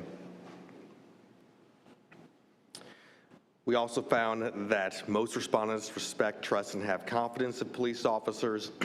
Here we asked residents how much respect they have for Durham police officers. And then again, the blue bar are the results for this year's survey, the gray is 2021. This year's about 2/3 of respondents said they have a great deal of respect for Durham police officers. A total of 97% of respondents either have a great deal or some respect for Durham police officers, compared to 95% in 2021. We also asked respondents if they trust Durham police officers. This year, 41% of respondents say they strongly trust Durham police officers, which is a 9 percentage point increase from the last survey in 2021. Then we asked respondents how much confidence they have in Durham police officers. This year, 36% of respondents were very confident, which is 7 percentage points higher than the previous survey. We also had several questions related to race relations. On this question, we asked respondents if they feel that Durham police officers stop people of certain racial or ethnic groups because they believe these groups are more likely to commit certain types of crimes. So 25% said yes, 36% said no, 39% are not sure. And if you look at the blue box to the left, we broke the results out by race and ethnicity. So overall, 40% of Black respondents said yes, compared to 27% for Hispanic respondents, and then only 17% for white respondents. We also compared the results for this question to the last survey. I mentioned that this year, overall, 25% of respondents said yes, they feel that police officers stop people of certain racial or ethnic groups because they believe these groups are more likely to commit certain crimes, but that's down from 38% on the last survey. And then for those who said yes, we asked what's the reason for your view, and these results are very similar to previous surveys. Just over 50% said media reports, just under 40% said word of mouth and personal experience. We asked, has there ever been a specific instance where you felt discriminated against by Durham police officers because of your race or ethnic background? 8% said yes this year, which is down from 12% on the last survey. And then again, if you look at the blue box to the left, we broke the results out by race and ethnicity. So 16% of Black respondents said yes, compared to 12% for Hispanic respondents and 3% for white respondents. We asked, do you think it's important for the makeup of the Durham Police Department to reflect the community in terms of race and ethnicity? A total of 72% of respondents said yes. And when we broke this out by race and ethnicity, you can see the results are really almost exactly the same among Black, Hispanic, and white respondents. And then we asked respondents if they feel that the police department currently reflects the community in terms of race and ethnicity. Overall, 27% said yes. And there also was very little difference, really not any at all, among Black, Hispanic, and white respondents. So now we'll look at the top priorities. Earlier, we saw how satisfied respondents are with major categories of police services. We also asked which of these services should receive the most emphasis from city leaders over the next 2 years. The top overall priority was efforts to prevent crime. That was the top priority among both Black, Hispanic, and white respondents, and it was also the top priority on the last survey. The second and third highest priorities were how quickly police respond to emergencies and the visibility of police in neighborhoods. And those were also the top 3 priorities on the last survey and among Black, Hispanic, and white respondents. You might remember this from previous surveys. This is the importance satisfaction rating. And this analysis is based on both the satisfaction and the importance. The idea behind this is that those items that have a combination of low levels of satisfaction, but at the same time are the most important, should be the highest overall priorities. So the 3 areas in pink are the highest priorities: efforts to prevent crime, visibility of police in neighborhoods, and then how quickly police respond to emergencies. In yellow, you have the 4th and 5th highest priorities: efforts to cooperate with the public to address concerns. That was also an area that had a significant increase in satisfaction since the last survey. And then the 5th priority was the visibility of police in commercial areas. We had a few other survey findings. We asked residents how much they agree with various statements related to the police department. If you look at the top of this chart, most respondents feel that the police department is trying hard to maintain good relations with the community. But if you look at the bottom, there are concerns with minimizing violent crimes. We also compared these results to the previous surveys. There's an improvement in all 7 areas and a significant improvement in 7 of the areas. So a significant improvement in how well respondents feel that the police department is maintaining relations with the community, utilizing good judgments in the use of force, being held accountable for misconduct, treating residents of different races and ethnicities equally, and then personnel having appropriate training on how to handle confrontations with civilians. Then we asked respondents what are the areas of greatest and least concerns. The areas of greatest concerns are gun violence, gangs, and murder, and this is consistent with previous surveys. So just a quick recap, we saw that most respondents respect, trust, and have confidence in Durham police officers. That's always been the case, but there's been even improvements in those areas this year. Overall, the police department's moving in the right direction. There were improvements in a lot of areas since the 2021 survey. And then the top overall priorities are efforts to prevent crime, the visibility of police in neighborhoods, and then how quickly police respond to emergencies. So with that, does anyone have any questions?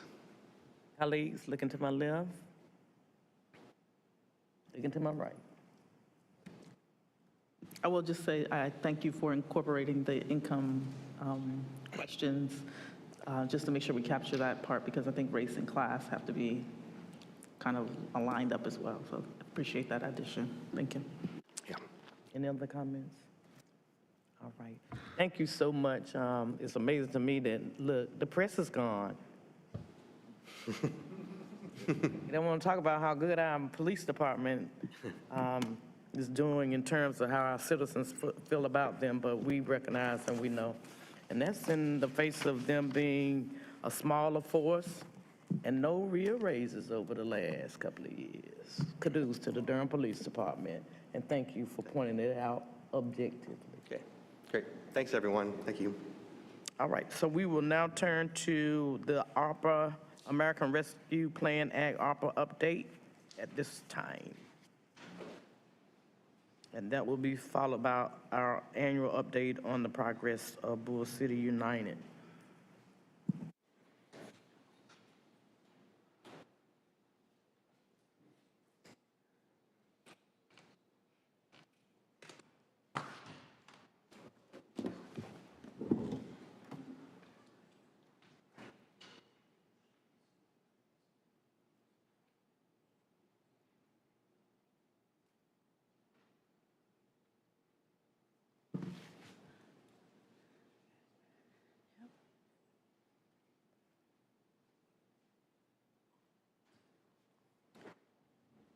Good afternoon, Mayor O'Neill, Mayor Pro Tem Middleton, members of City Council. I am Bertha Johnson, Deputy City Manager for Operations. I am here to provide the ARPA update for August 2023. So I want to point out the team, and the reason I point out this team is because, as you notice, this is not a department. This is a team that we pulled together from our budget department, finance, our city attorney's office, as well as the city manager's office. And so this is a team we pulled together because this is a temporary program, and so we want to make sure we have all the resources. I also want to thank and recognize some of our nonprofit organizations who are still here with us today. I would ask them to just raise your hand or stand up. These folks are our partners in this program. I saw some of them earlier, like Ms. Green, who was here, who left. We want to recognize them. They've been with us all the way, and it's been a challenge, but we have worked with them and they work with us. And so we are so appreciative as to what they do for our community. So just to give a funding plan update, you all approved 34 proposals in May 2022 at 70% of the requested funding.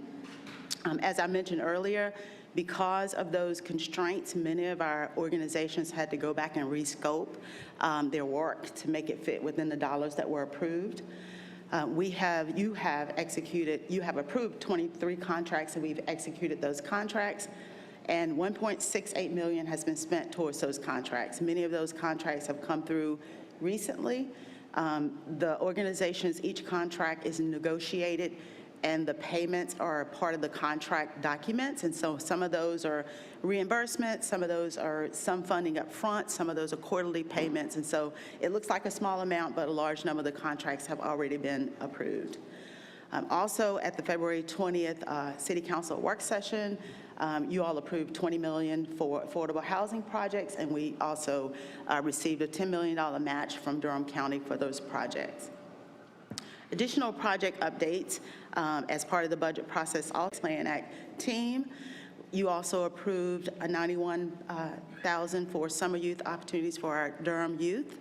And you'll see pictures of those activities later in the presentation. So the total obligated amount is $48.1 million, and unobligated is $33.7 million, and we'll talk about that in the presentation as well. So just as a reminder, we continue to work with about 6 or 8 other organizations who have not, we've not negotiated the contract, finalized the contract. And just to let you know, as we rework the scope of those proposals, we continue to focus on the priorities of the community listed here. And as we continue to try to work on rescoping those that remain, we continue to focus on these priorities as well. These are also the priorities we focused on as we look at how we develop our compliance documents and our review documents, making sure that we focus on and we center that on these priorities. So here are the organizations that were approved. The agreements have been approved, listed here, and you see some of those organizations represented in the room today.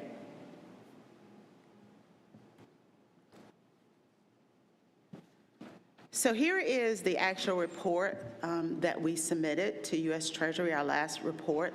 It requires us to show the funding and the categories of the contracts that we've approved. One of the areas I want to point out here is that in the area of health and wellness, that is the area that has the least amount of funding, and we're having conversations with Durham County about how we can support that area with more funding.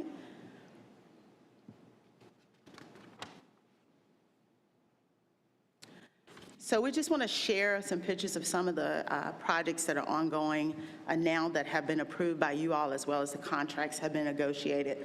The first one is Rebuilding Together the Triangle. That's our home and neighborhood preservation initiative. That proposal was funded at $1 million.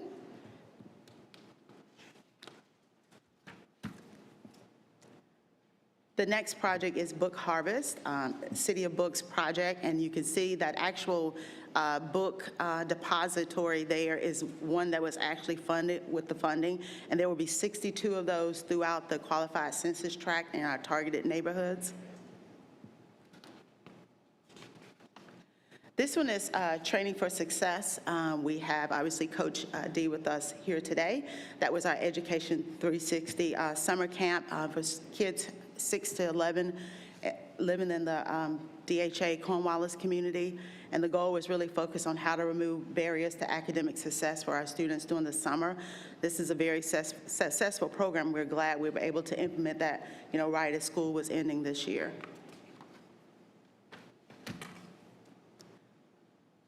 Another project for our youth is ECHO NC, Density Labs, for youth by youth. This project was for youth ages 14 to 24 who were interested in entrepreneurship and economic opportunities. And so this was really a great space, an innovative space for students to come in that age group. And it was really focused on entrepreneurship, as I said, and career skills. Those who were interested in startup or the traditional workforce track. Another project, one of our first projects, the Ellerbe Creek Watershed Association. This is really focused on reducing the nutrient loading in the city's surface waters and streams. And this group also had some other partnerships with our stormwater department as well. One of our last projects funded was Bull City Express Track Club. This project really was focused on having students funding students to go to the Junior Olympics hosted in Eugene, Oregon. This was for students 7 to 18 who competed.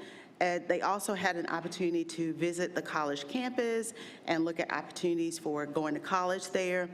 And this was really one of our exciting projects because we were able to watch some of this online and watch the students compete. And so we were really excited about being able to see them compete and us being able to get that funding through, because it was a challenge to get each of the individual parents to sign a hardship form so that we could be able to qualify them for ARPA funding. And so it took a lot of time on this team to work with them to get all those forms in to make sure they could meet that trip. We covered their food as well as their hotel and other travel expenses.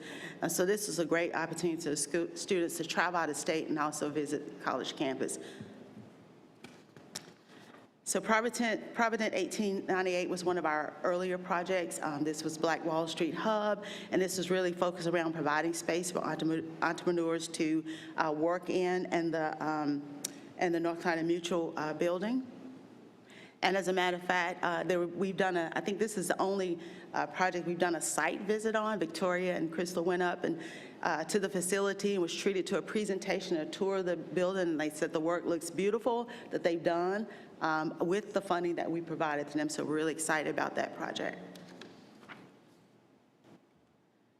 So Knox Street Studios, again, focused on young people, entrepreneurs, the accelerator, youth science, math, engineering. I think some folks mentioned to us that they were able to participate in some of these opportunities.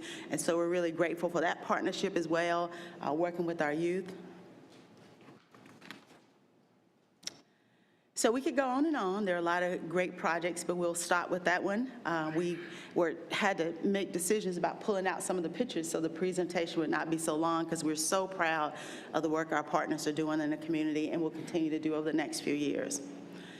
So the next part of the work is, as we transition this work to budget and management services in our finance department, will really be focused on compliance. Each of our organizations have a uniquely designed contract that has specific requirements based on their risk analysis, based on their deliverables. Some are monthly reporting, quarterly reporting, desk reviews, on-site reviews, and so that's what that team will be focused on in budget and finance. We want to make sure that we are in compliance with U.S. Treasury, because the consequences of not being in compliance and contracts being deemed ineligible means that the city would have to pay these funds back. And so we're grateful again for our organizations who in some cases had to partner with other organizations to make sure they could handle the financial requirements of receiving the funding. A few more we're working with will probably also have to engage with other organizations as well. And so this is the work that the team will continue to do over the next few years.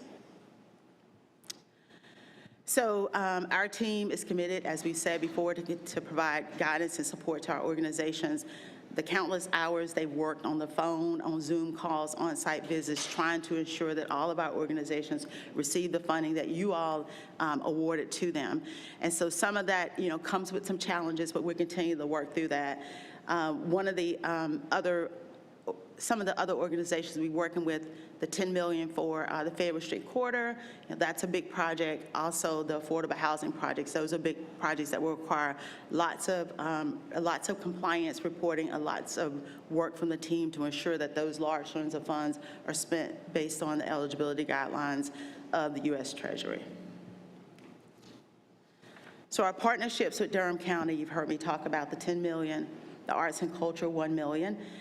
The digital equity project is one that you all approved in the 34. It was 700,000. Durham County matched that with 700,000. We have not used that funding because we are also still in the process of trying to fill a position that's going to be responsible for this program. The health and safety area I mentioned before, one of the areas that the county wants us to work with them on providing some funding in this area. They've already committed to $250,000, and we're looking at proposals that we have already that we may be able to support in addition to the other funding that we have available. So again, that leaves $3.7 million unobligated of the ARPA funds. What we're asking you all to do is to allow us to hold off on allocating those funds until we get the actual final numbers on our affordable housing projects. Those are a priority to you all, we know, and we want to make sure we have funding. We know we have some gaps in those projects already, and so we want to be able to complete those projects that we already have, that we've already committed to. So here's a reconciliation of the funding. As you all know, we used $7.4 million almost for premium pay for our frontline employees. Administrative costs include all of this, the software, the staff that's supporting this work, the approved proposals that you all approved. And we also had three organizations to withdraw their proposal. And so that's also part of the money that's available. Our affordable housing projects here, as well as some other selected projects that I shared with you the last time we presented, the projects that will be like Solarized Durham, the tree canopy, the projects that are in general services. So, and also looking at how we can fund some additional projects with Durham County around the health and safety. And the last one here is the Federal Street Corridor. We have a team working around that project. We met with Angela Lee Hayti Historic Foundation. We've also assigned Chris Dickey in the Office of Economic and Workforce Development to make sure they have a contact person who has expertise around that work. We have an internal team, Public Works, Water Management, General Services, all looking at what funding we also have pointed towards that area, so we're not duplicative and using those resources if we already have general fund or water and sewer fund or programs that will support that area as well. So we want to make sure that we use our funds internally if we have those already allocated for that area so that we can be more transformative about the work that we do in that area. So we are really excited about that project, and Ms. Lee is as well. So here's just our proposed timeline for moving forward. We've talked about this over and over again, that the funds have to be committed by December 31st, 2024, which is next December. We have some time there that all of the funds have to be expended by December 31st, 2026. So just for those who may have questions, you can always reach out to me, Andrew Holland, our Assistant Director in Victoria. So I want to announce that Victoria, who has been served in an interim role and has done an amazing job as our ARPA grants manager, has accepted the position. We had a recruitment process. She has moved into that role permanently and moved down to the budget department, and we are so excited. She's been with this project for a long time, and we're really excited for her to take this role. She was an administrative coordinator doing that work, as well as stepped into the interim role, and this role has done both over the last 6 months. And so we're giving her some relief. She can move totally to be focused on the ARPA program. So just want to make that announcement and thank Victoria for taking on that role. And the other team members are here as well if you have questions. Thank you, Deputy City Manager, for a great report and a great team. And I will open it up for questions from our colleagues. I start to my left again. Thank you, Madam Mayor. Thank you for this report. It's really great to see that these funds are already going out into the community and doing good work. I had a brief conversation with the city manager recently about just the timeline for spending out these funds. And when we first got them, it felt like it was a really long time. And now it feels like that December 2024 date is creeping closer and closer. I'm sure you are thinking about backup plans for if, groups that we have on tap already, can't accept the money or don't accept the money. Could you share just a little bit about, what are we going to do to make sure that we don't have to give any of this money back to the federal government? Yes. So a couple of things.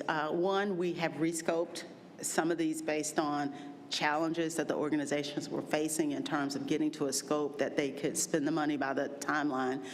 Two, we have a couple organizations that we don't believe that we're going to be able to negotiate a contract with, and we would come back and look at how we reallocate those funds. The other, we are meeting with those organizations. When we see an organization, there's no activity, they haven't sent us an invoice, we are meeting with them to say, hey, what's going on? That was one of the reasons that Victoria and her team visited Provident 1869. The work is done, but they had not sent us an invoice. And so they wanted to make sure that we were pleased with the work that had been done before they submitted their invoices. And so they went up and saw the property and said, this is great, it's within the scope. So just reaching out to the organizations, making sure that there's nothing we can do to help them move forward. Again, there are going to be some that are going to be a challenge for us to, the last standing, I think it's about 6 or 8 that we're working with, that we may have to, at some point, it might be us who makes the call with that organization versus them withdrawing. But we are monitoring to them on a regular basis. Many of them, the contracts came through really late, and so you don't see a lot of activity on the invoices, but the invoices that will come will be large invoices. And they have, I think, about 15 that they're working on providing funding to that have now submitted reports. Some of the challenges, when we receive an invoice, we also need to have their report to make sure that they have submitted their report, and we have that on file before we give them additional funding. And some of that takes going back and forth and going through and reviewing the report. It's in compliance. We need more detailed receipts. We need more information. So they have about 15 they're working on now, and hopefully, that batch will go through fairly quickly, and we'll see a big expenditure. That's a great question. I mean, we're focused on that as well. One of the reasons we're partnering with Durham County, there's some things we can do, obviously, that we're already working on, like affordable housing, the digital inclusion, and then us with them on the health and safety category. Great, thank you. Yeah, this is a lot of really great work, and we want to make sure that we can do as much of it as possible with this funding. Really appreciate the update and all the work that y'all are doing to make this happen. Yeah, thank you. Thank you, Councilwoman Johnson. We'll turn now to my right, see if there are any questions on this end. Thank you. I would also concur with Councilmember Johnson on how phenomenal it is to see everything moving. And I want to say there are a lot of nuances to the way that this all works, and I would love to hear if there's a plan around supporting with more technical assistance. I know that Victoria is one person, and that's a lot to ask of one person. And I know just in the basis of a couple of different projects that have come across my email, there's a lot of layers to this. And so I'm hopeful that you're asking for the support that you need, Victoria and Bertha. Yes, we do. And technical assistance, it depends on what the issue is. We have folks in finance if it's a question about the budget, about the reporting. If it's something about the scope, Victoria, we also have Carlos in the city attorney's office who spends a great deal of time with us as well as our organizations if there's a question around the contract, documents. So there are different folks working on different components. We have Andrew and Christina also as the support for the budget. So it depends on what the issue is or concern or whatever the organization needs from us is how we use our resources. And I guess to that point, who's doing that organizational resource assessment? Is that all Victoria? I'm sorry, was... So in trying to figure out exactly what the organization might need as support.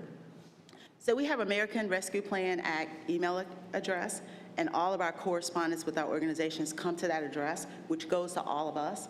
And so if it's a finance question, finance responds. We have Tim and Shay, 3 folks in finance. So I got what you're saying, yes. If they know to ask the question coming in, yes.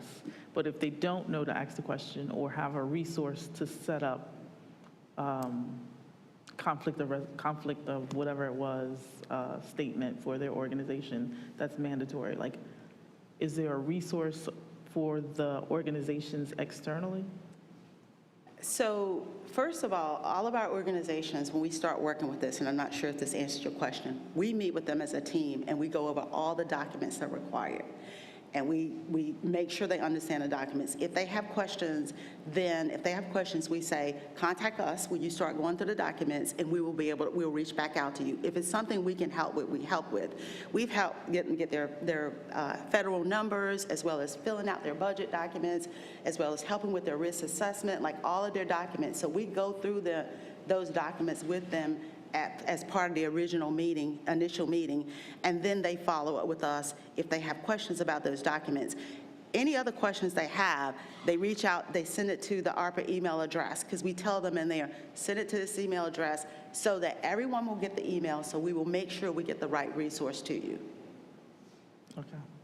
So that's part of as I was talking to Ms. Lee today, I said to her, I didn't want to send you the documents until we had the meeting, and we would go over the documents with you to make sure you understand the documents, and if you have questions, you know who to contact.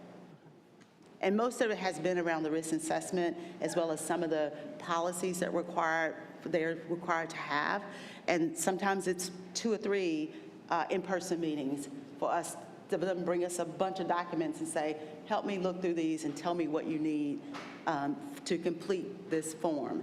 So we're open to working with organizations as many times as it takes, because our goal is to make sure every organization on the list, all 34, if they do not withdraw their proposal, are funded. So what you're saying is you are providing the technical assistance? Absolutely, absolutely. And I don't know if you recall when we were at the league conference, you know, one of the comments came up with organizations. One of the reasons they did not go this route with organizations because they knew how much work it would be to do that technical assistance. But we also heard from organizations who said, now that I have this strong foundation, I have all of these documents, I'm able to get this federal money, now I can apply for other federal money that I would not have been able to apply for because I wasn't prepared. Yeah, and that's phenomenal. I will just add that it would probably be, there's a lot to build into that, but I don't want ARPA to kind of be the only. What I'm concerned with is that this is a great opportunity to help build a lot of community-based organizations that are in need of the technical support that the city is now providing. What does that look like going forward after ARPA? And then also, what does it look like to have a program repeat itself or repeat some way, shape, or form funding that could be provided, whether it's from the city or other organizations? Like all of those pieces as we're moving through this process, like, yes, COVID happened. We had this opportunity, the almost 50 million, available. Next year looks different. What are we doing now to kind of build it into our community resources so that it doesn't just drop and go away? That's a good point. Because what you're saying is that we're providing all of that support, and that's not sustainable. Okay. Thank you, Madam Mayor. And certainly we are listening to all of the feedback that is here. I did want to bring one point up. Our neighborhood improvement services kind of has a supportive role in helping our nonprofits build capacity just in general. There's a whole curriculum that is put together for nonprofits, particularly smaller nonprofits, to build capacity within themselves. And I think there's even an ARPA project that helps somewhere $300 and something thousand that is helping them to build those programs and continuously cycle through nonprofits to help them be better prepared to respond to requests for proposals, whether they're from the county or from the city. We certainly realize, just as important as it is for us to build capacity in businesses, it is important for us to build capacity in nonprofit partners that help us deliver critical services to residents. As it relates to the grants that we are actually delivering to the community through the ARPA or federal treasury funding, I mean, that is something that is a one-time, it's $50 million. It can be duplicated, but it has to be money coming from somewhere for the actual grants themselves. But I do feel that we are doing sort of a 360 degree opportunity for helping build capacity. And we're hopeful that funding will come to this community based on some of that capacity. I would just say that I think that we're going to need to do a little more to figure out the ongoing side of this, because the capacity piece is not limited to the 34. And we know that. And so if the curriculum is available, it'd be nice if it's available online or in some way, shape, or form, making it massively available, because there's a lot more than 34 organizations, that's all. And I appreciate that the 300,000 is in place, and whatever that looks like, and trying to make sure that it's replicatable or virtual so that it is recorded is helpful. And so even the documents, whether they're like as a manual just available to any organization that reaches out, whether it's the ARPA email address or a 360-degree email address, you know, like making sure that that's tied together so that we're not missing the mark and trying to support. I mean, once we've developed it, so why not use it? That's all. Thank you. Thank you so much. Any other comments, colleagues? Come here. Thank you. Thank you for the presentation and for all the hard work of this team. I know that the rules have changed also along the way from the federal government, and so that makes it even more complex. And I appreciate the reminder of we have to get it right or we owe the money back. And I certainly don't want to pay any money back. I want to make sure we spend all of it, and I also don't want to pay any back. So I appreciate the details that you all are, or the detailed way you're doing this, because it's a lot. And I know that we asked that from y'all because of the way we did our community response to COVID. So thank you, because you all met a challenge, and you're doing an excellent job, and I'm excited to continuously get some updates about the great work, and know that you all will help us make great decisions for anything that is left over. Thank you. Yeah, Pro Tem. Thank you, Madam Mayor, and thank you, DCM Johnson, and your team. It's really difficult to overstate how much work has gone into this. Each one of those contracts in and of itself is a project. You know, with federal money, you can't just make it rain willy-nilly. You got to follow all kinds of rules and dot I's and cross T's. So I just want to commend your team on, and I want residents and citizens to know the monstrous amount of work it is to spend this amount of money. I don't know if any of us will be alive to see this type of windfall from the federal government. And there's nothing redemptive about COVID. There's nothing good about slavery. But all this money that has come, I don't know if we'll ever see this again, at least in our lifetimes in the country. So this is really a watershed, unprecedented moment. I just want to real quick just acknowledge the community stakeholders and those of you that actually do the work that are here in the chamber, and thank you for being with us.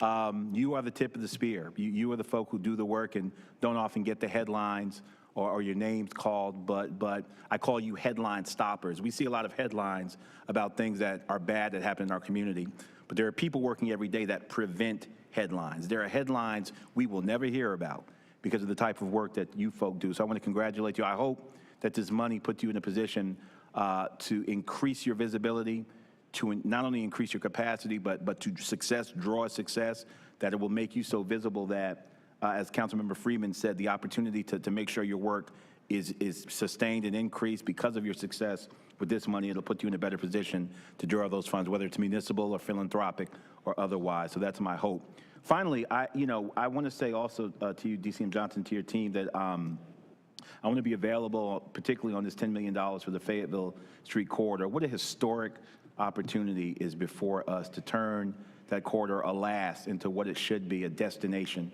for people all around this country, as they're making lists of where they want to make pilgrimage, the important places they want to see, Sweet Auburn, Atlanta, Sugar Hill, New York. It should be They're coming to see the Fayetteville Street corridor, the Hayti community. And that's not just about black folk, that's about Durham's entire tourism profile. It's going to be good for the city. So I want to make myself available. There are a lot of stakeholders in that corridor, and I know the work to determine exactly how we spend that money.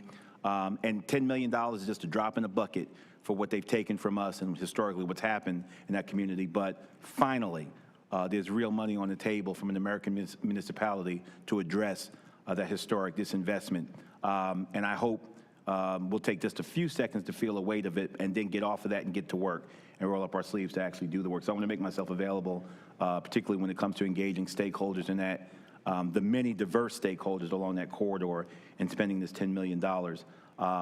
And alas, trying to address some of the historic injustices that have occurred in that area. So exciting time. Thank you so much for the work. And I know as an entire council, look forward to continue to support you and find creative ways to spend what's left. But I heard what you said about holding it for affordable housing projects. So we'll go forward in good faith with that. Congratulations to all of you. Thank you again for those of you that do the work. The city appreciates you.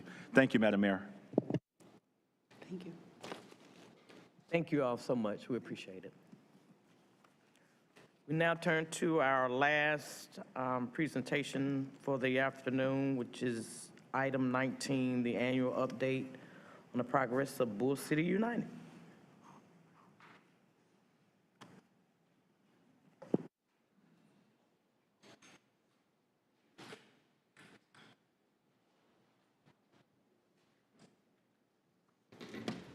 Good afternoon, Mayor O'Neill, Mayor Pro Tem Middleton, and City Council members.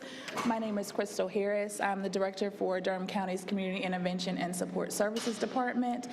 My department is very new, about a year and a half old. We house Bull City United, My Brother's Keeper, as well as Project Build. And so today I will be providing the annual report for Bull City United.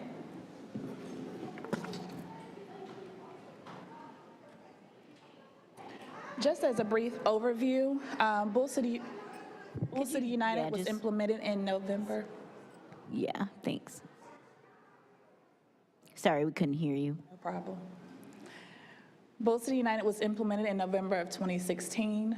Durham County used the shootings and the gun-related crime data to identify 2 census tracts with the highest incidence of violent crime per 1,000 people. Durham County selected 2 census tracts, which is 1301, which is our Fayetteville Street area, as well as 1400, which is McDougal Terrace, as the initial service areas for Bull City United. In 2021, the city and the county both desired to collaborate and combine resources for the purposes of addressing gun violence and increasing support for Durham youth at a higher risk of violence through Bull City United.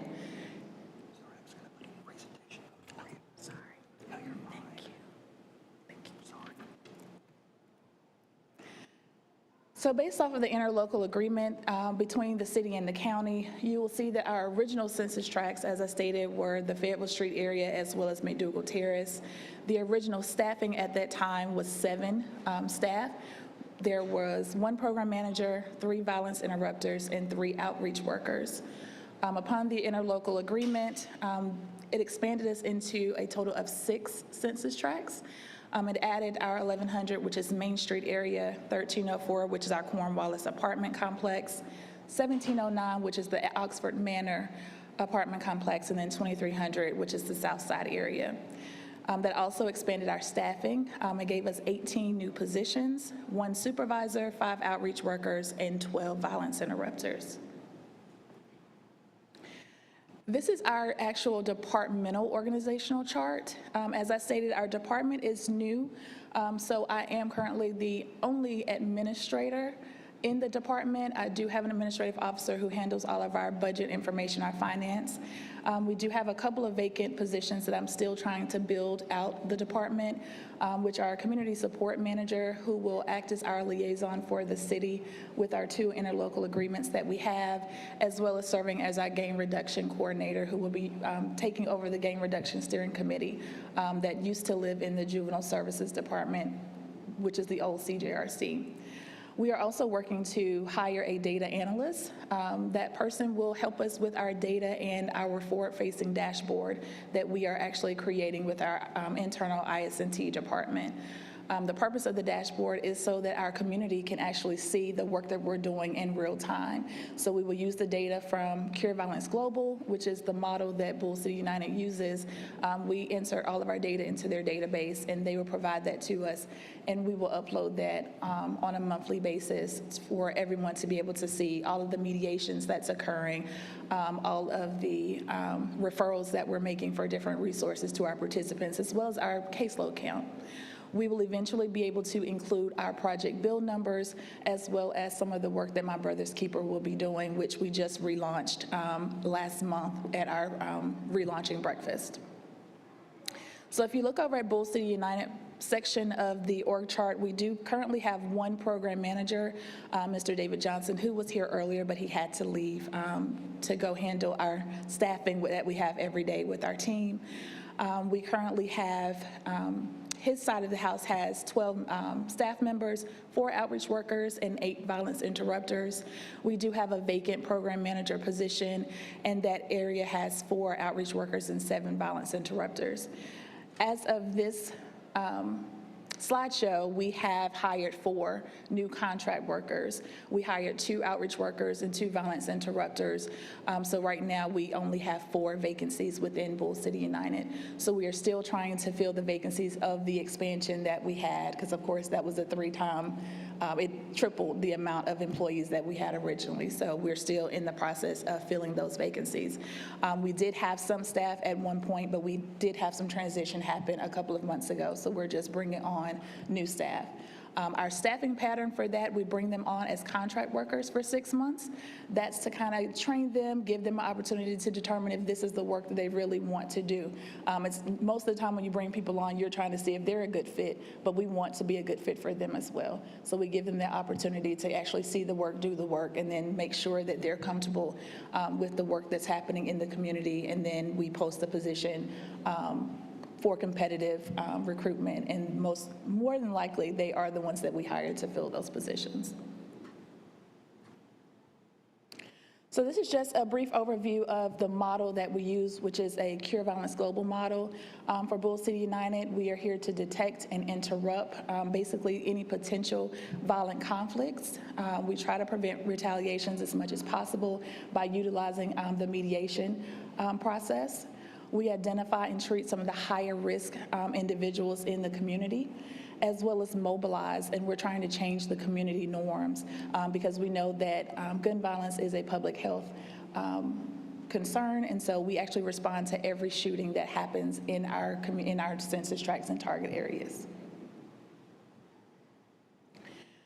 These are just the original 2 census tracts that we started with, which was, again, Fayetteville Street and McDougal Terrace.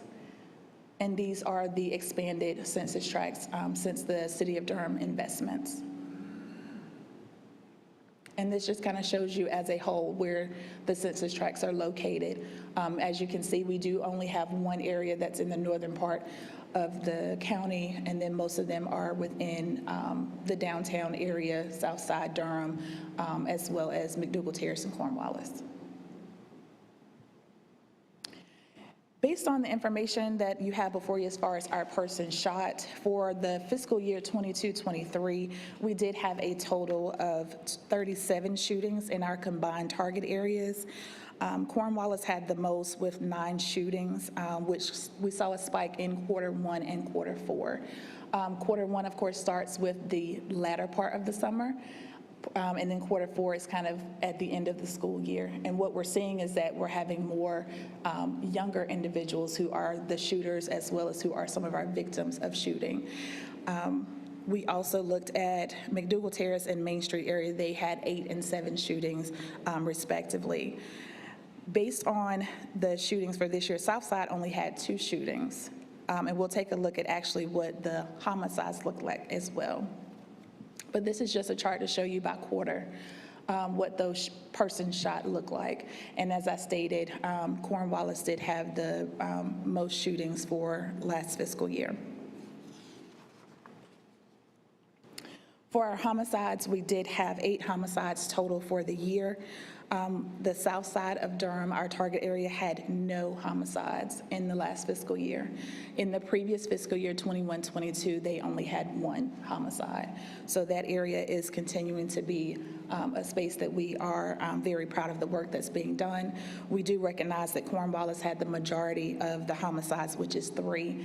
And in the last couple of months, we have seen a increase in the shootings in that area. So we are working hard to bring more staffing into the area, and we actually just got a new unit that we can use as our office in Cornwallis and in Oxford Manor so that we can have even more of a presence and be able to do more work in those 2 areas. And again, this is just to show you by a quarter what those homicide numbers look like. For our participants, we have averaged about 80 participants for last fiscal year. Our current number is 75. And of those participants, 40% are employed. We have 18% who are in school and 29% who are on probation.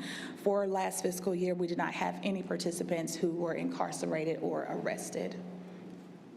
We do provide participant events. Per our model, we do participant events every quarter, as well as community events. And those community events could be anywhere from, as we just partnered with the Sheriff's Department with their Stop the Violence. We also had our Safe Summer event that we did in July and August. For 5 Saturdays, we went out into our target areas and provided information about gun violence prevention, what to do around gun safety. We had a lot of our community partners to come out. We had Moms Demand Action.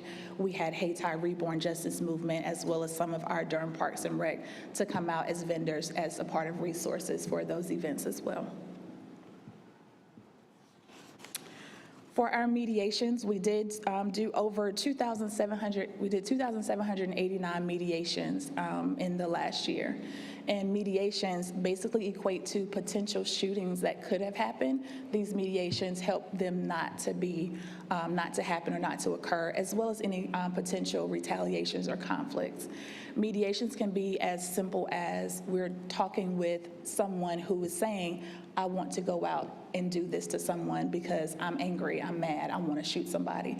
So our team, just talking with them, even if it's just having coffee and kind of de-escalating the situation, that's a mediation. It could go all the way to an active conflict. If there's 2 parties that are in conflict with each other, our team is, a lot of times they're called out to help mediate that situation so that we don't have a shooting or a homicide in those target areas. I'm sorry, did you say 2,709? 2,789. 89. Yes. So just wanted to share some of the highlights from this past fiscal year. We did host our annual Week of Peace in February, and as I stated, we did our Safe Summer outreach project from July and August, 5 Saturdays that we did. We also developed our partnership with Duke University Hospital Violence Intervention Program. We have 4 of our staff who will be working with Duke.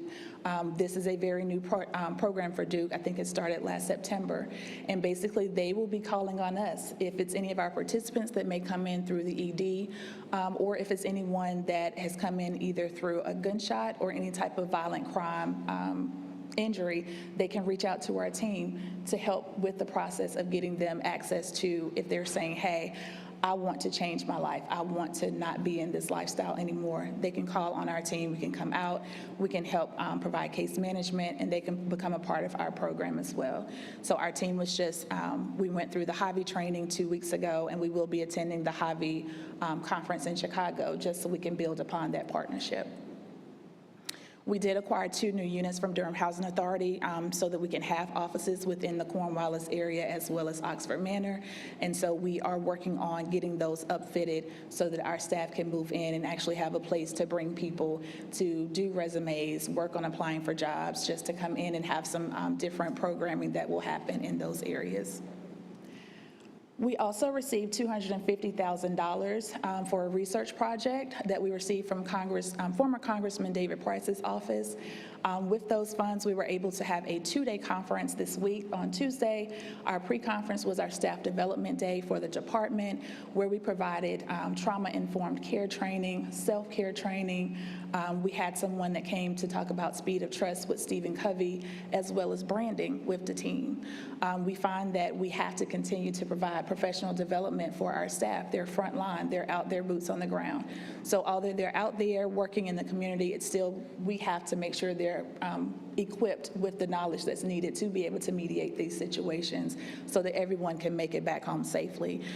Yesterday, we hosted our community safety conference. We actually had a max capacity of 250 people. We had people on the wait list who were wanting to come, but were unable to. But yesterday, we had our Representative Zach Hawkins, we had our sheriff on the panel. We actually had Ryan Smith, who I thank him for being a part of that yesterday as well. And then in the afternoon, we had some of our community partners who were on the panel. And the purpose of yesterday and our 2 convening sessions that we're going to have after this is really to engage our community, to find out what they feel they need to have a safer community, to build that safer community together. And our 2 convening sessions, one will be specific to our youth, to engage them in the conversation because they're the ones that we're seeing are most impacted most recently. And then our next convening session will have a lot of our community-based organizations as well as our residents. Again, I want to hear from them what they need, help us to identify the gaps in our services. We will also be partnering with 2 of our local universities to evaluate our models that we're using. The models have been in place for about 7 or 8 years for both of our programs, and we just want to make sure, are we doing the most that we can? How much of an impact are we having on our communities? So that is what the funding that we receive, how we will be utilizing that to ensure that the work that Bull City United and Project Build are doing is helping our community and making sure that what we can do, we can raise up to a 2.0 so that we can continue to grow with the children are changing, youth are changing, our communities are changing. We have to make sure that we can keep up with those changes. So evaluation is necessary. And that's all that I have for you. Any questions? Thank you so much. I will look to my left to see if you have any questions. Thank you, Madam Mayor. Thank you so much for the presentation. It's always great to hear from y'all and appreciate all the work that you're doing in the community. So one of the challenges of measuring this work, right, is that you can't know what didn't happen. So how do you, what is the best way, do you think, to prove the value of this work to the community? I think the best thing is to ensure that the data that we're receiving, we receive most of our data from Durham Police Department as far as the shootings go. But for me, I also want to see not only the shootings decreasing, which is what the model says, that's our goal, is to decrease the shootings in Durham. But I feel like we need to be able to see the impact of how are we shifting those that are on our caseloads? How are we getting them from committing crimes to now they are productive citizens in our community? How are we getting them to the resources to get jobs, education, showing that progression and succession? That's how I feel we can show the impact of the programs. Yes, ending the shootings and stopping the shootings is wonderful, it's great, but also how are we impacting people's lives? That's the #1 priority for me, is ensuring that we can show how our work within the community is getting someone from cradle to career, which is what our My Brother's Keeper program is based off of. So our whole department, that's what we're trying to work around, is making sure that we can show the succession of the individuals that we're working with. Thank you so much. Thank you. Thank you. And along those same lines, I want to say thank you. This presentation is phenomenal. Thank you. And I do think that it's really been formalized in a good way that we can track from this year to next year in a very metric-focused way. I will add, I would like to figure out how we not only document externally, but I want to say that the work is also happening within Bull City United. And so who comes in, I can appreciate that you have vacancies, especially for outreach workers and violence interrupters, because I don't think they should be doing that for 5 to 10 years. All right. And so just making sure that there's I guess whoever is the liaison, is there a way to document how that progress is also occurring? And then if at all there's partnerships that have been created that we should be supportive of, like Hayti Justice Reborn, making sure that that's highlighted as well. I mean, there may be plenty of others that we're just not aware of. I just want to make sure that it's not lost. Right, and that's one thing that I'm actually bringing. So I just started in September in this role, but prior to this, I was assistant director with Durham Social Services, and I was over training and development. And so one thing I will be implementing is tracking our training of our staff and what that looks like to be able to provide those numbers as well. Because if you actually look at, if you ask your violence, they say that someone should only be a violence interrupter for 3 to 5 years, which actually 5 is kind of a longevity part, but they should be looking for something, the next step. And as well as bringing those folks on. Of course, we're going to have vacancies because we can't just have anyone do this job. It's based upon your relationships in the community, where you are in your transition, because we do utilize those that have come from this lifestyle. And so, yes, definitely looking at how we can pour into them as well. And so we're bringing in different types of professional development for them, not only that the county provides, but I ask them, what do you want? What would you like to see, so that I can help develop them to move on from these positions, do the job you need to do, and then progress as well professionally for yourself. Thank you. Good afternoon.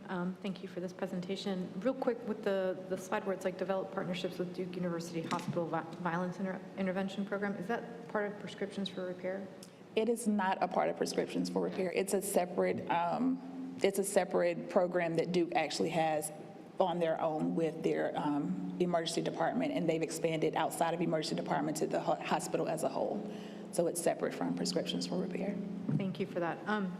This is excellent. I think that, this program's been here for a minute. Obviously, the city's role in it was a little later, and I just really appreciate, I think that there's some really important alignment happening. You have a great partner in Community Safety Department. I think the work that the county's doing to kind of put everything in the same umbrella, and I think it is actually going to deliver better results. And I can see that there's been a lot of intention and thoughtfulness about how to do this work. So I look forward to other reports in the future. And was it 2,789 mediations? Yes. That's a lot. I mean, that to Councilmember Johnson's point, we don't know what we don't know, right? But I can assume that there would have been the outcome had those mediations not happened. I think we would have felt some of that in Exactly. pretty terrible way. Yes. So I appreciate this. I'm a former Montessori teacher, so I get the whole conflict resolution piece. And I can imagine this work is extremely challenging, because getting 6-year-old children to deal with their conflict and deal with their emotions in a way that's not harmful is extremely challenging. So I can't even imagine in this context where, the outcome and the violence and the consequence of what could happen is much harder than what small children may be experiencing. So thank you for all of this work. Thank you to everyone that is doing it, and I certainly have a lot of gratitude for it. Thank you. Thank you, Madam Mayor, and thank you, colleagues, for the great questions and comments. I was really looking forward to this presentation. I want to thank you for being here and the work that you're doing. There have been many gratifying moments on this council, but one of my most gratifying was when we weighed in with municipal funds to expand the footprint of this, a non-policing root cause. Some would say root cause, and I think Councilmember Johnson really put her finger on the dilemma of root cause interventions. I mean, by definition, they are before something happens, and therefore we're always going to be pressed to say, how did this mentoring program really affect crime? How did guaranteed income really affect crime? So it's kind of a faith proposition in many ways. So that's the thing with root cause initiatives, but they're important and they're valuable and they're necessary. A couple of just real quick granular questions. The 2,789 mediations, how many of those were unique, discrete incidents, and how much of that was repeat conversations with the same people? So I don't have that data, but I can definitely get that to you. Do you track, I don't want to give you busy work. Is that tracked? I would have to go into our database to see if they track it separately, but I can definitely check for you. Okay, that would be good to know. One of my first exposures to the Cure Violence and this type of initiative, 2015, I was on a junket for the city to Boston, and they were already doing the hospital component then. So I have a question about Duke's hospital, because as I understand the hospital component, victims are actually interviewed and talked to while they're in the hospital. That's correct. Those are the most. Is that actually what's happening with Duke, and how many incidents or mediations have we had in that light? So we have not gone in. We just got trained 2 weeks ago. So we have not gone in, but as of yesterday, we had Uzuri Holder, who is the program manager for Duke's program. She was on our panel yesterday. They have engaged with 175 individuals already. And as I said, they just started their program last September. So we will be working with them to get started, because like I said, we just got trained 2 weeks ago. So we have not engaged yet, but they have had at least 175 individuals they've worked with.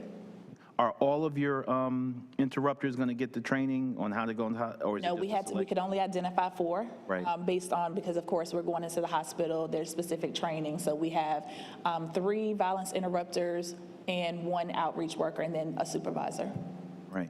Is the funding the current funding stream, is Duke putting money up for this, or are they integrating this, or who's paying for it? So Duke is a Duke program. We just are under a memorandum of understanding or agreement with Duke. So there's no money being exchanged. Got you. So it's more of a partnership. They have their program, and then we're just collaborating with them to assist with any potential purchases that we have that are coming into the ED, or if they want to refer someone to our program. Well, our thanks to Duke for being such a great partner. This is such an important, I mean, every one of the practitioners I've spoken to around the country have talked about how important that moment when they're in a hospital bed is, how susceptible they are at that moment too. So this is beyond exciting to see this partnership. So I'm really grateful for the work you're doing. Please convey our thanks. Everyone with those boots on the ground. It's an important initiative, and my thanks to my colleagues for our continued support. Thank you. Thank you. Thank you, Madam Mayor. Thank you all for your comments. I have enjoyed this presentation. I actually had a couple of questions as I was talking to the city manager yesterday, but I'm fully satisfied with what you've told us today, that you've answered my questions. I can't wait to see what happens over the next 6 months. And we thank you for your leadership and for the team of young people who are behind you, as well as the county. Thank you so much. We thank you all, and thank you for your continued support as well. Thank you. All right, colleagues, I think now we are at the end of our presentations, and we will now turn to Ms. Rowland, who's done a fantastic job today, who will talk to us about our boards and commission appointments. Thank you. Good afternoon again. For item 1, Workforce Development Board, Council had the opportunity to nominate 5 positions on the board. The first position is for the category of adult education and literacy. There was a majority vote for Elizabeth Ellis Furlong. For the second category, council had the option to choose up to 2 nominees for private sector, and council had a majority vote for Brian Fox and Jerry L. Jones. For the third category, for out-of-school youth organization, council had a majority vote for Dvorin K. Langley. And for the fourth category, for state employment service, there was a majority vote for Michelle Muir. That's the end of my report. Thank you. Thank you so much. You've done a great job today. I'll now turn to our city manager to settle our agenda. Thank you, Madam Mayor. For consent, we have items 1, 2, and 4 through 16, and item 25. Items 21 through 24 are our GBA public hearings. That is what I have. Thank you. Is there a motion to settle our agenda in a second? So moved. Second. Moved by Councilwoman Freeman, seconded by Councilwoman Caballero. All those in favor, would you say aye? Aye. All those opposed? Have the same right here, none. The ayes have it. It passes unanimously. Colleagues, I just want to briefly talk to you about the formation of a task force for our SCAD amendment on Monday night. As you know, I asked for a number of volunteers from the community, and I've also subsequently had a conversation with Councilwoman Freeman and Councilman Williams about being co-liaisons and pulling this idea together if we can get your approval today. I do want to give you a listing of all of the folks who have signed up and about where they are in terms of neighborhood. You have Rosa Wisdom, Benita Green, Joseph Fleming, Kelly Goryat, Adam Foreman, Ernest Smith, Trudy Harris, Adesso, Tiana Joyner, Donna Frederick, Mimi Kessler, Regina Mays, Tom Miller, Katie Ross. You also have an assistant professor, Danielle Spurlock, who's an assistant professor at UNC Chapel Hill on city regional planning, and you also have Dr. Kay Jowers, who is a professor at Duke with the Ethics in Energy and Environmental Sustainability Department. As I talked with Councilman Williams and Councilwoman Freeman, whatever happens in November, I do believe that this is a unique opportunity for our citizens to participate in learning about how you actually get into the weeds on building out a city. And I think Durham is particularly blessed in that as this task force goes on, they have a lot of information to be able to pull together to make sure that our comprehensive plan, our UDO, and all of those are kind of tied in together. Now the city has at its disposal a racial equity task force report. We're about to hire 2 young people who will pull together the information on your housing deep dive. You'll also have coming forth your community wellness and safety report. And you also have the work that's ongoing in your equitable engagement in NIS capacity. So irregardless of whether there's an upvote or a downvote, this is still, I think, a unique opportunity for us to learn and not be so at odds about it. It really doesn't, for me, it doesn't matter that a developer kind of asks for this to be done. What matters to me is we have a unique opportunity to take a look at this document, and the community will be able to weigh in and on whether it is in fact something that's good for the growth of our city. So I just think it's a great learning tool for all of us, and there's a way to manage that in a way that's not so confrontational, and we can actually learn a little bit. So that is my proposal, is that we allow these 2 council folks to kind of pull together this group, sit down and figure out what is the best way to pull all of this information we have together, along with the consideration of SCAD. Irregardless of how it goes, I think the information will still be very useful in building out of our city. I've never asked for a task force. I was a part of a task force, so I'm going to look to our attorney. I don't know how it's formed. I'm not sure if people in the audience knows, but Attorney Rayburg, how do we put one together, and then we'll just see where our colleagues stand? So, Madam Mayor, the task force formation and procedures, policies are at the discretion and election of the council. There's nothing in the governing documents of the city that state how task forces are to be comprised. Okay. We can look to some of the prior task forces that have been formed to provide some guidance for y'all if you want consistency in the formation and in the structure, but that is completely at your election. Thank you, Attorney Rayburg. So I'll turn it over for you all to have brief comments. Like I said, I've already talked with Councilman Williams and Councilwoman Freeman, who have agreed to sort of spearhead pulling everybody together and being the liaison to whatever that group decides how it's going to proceed, how long it'll last, and just all of the information that I think will be relevant as we go forth to ultimately our the UDO and comprehensive plan and all those other things. Councilwoman.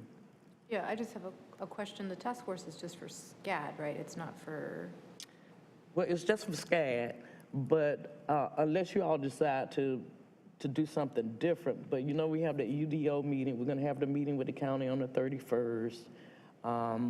And also, you know, the comprehensive plan and all of those things will be coming forth.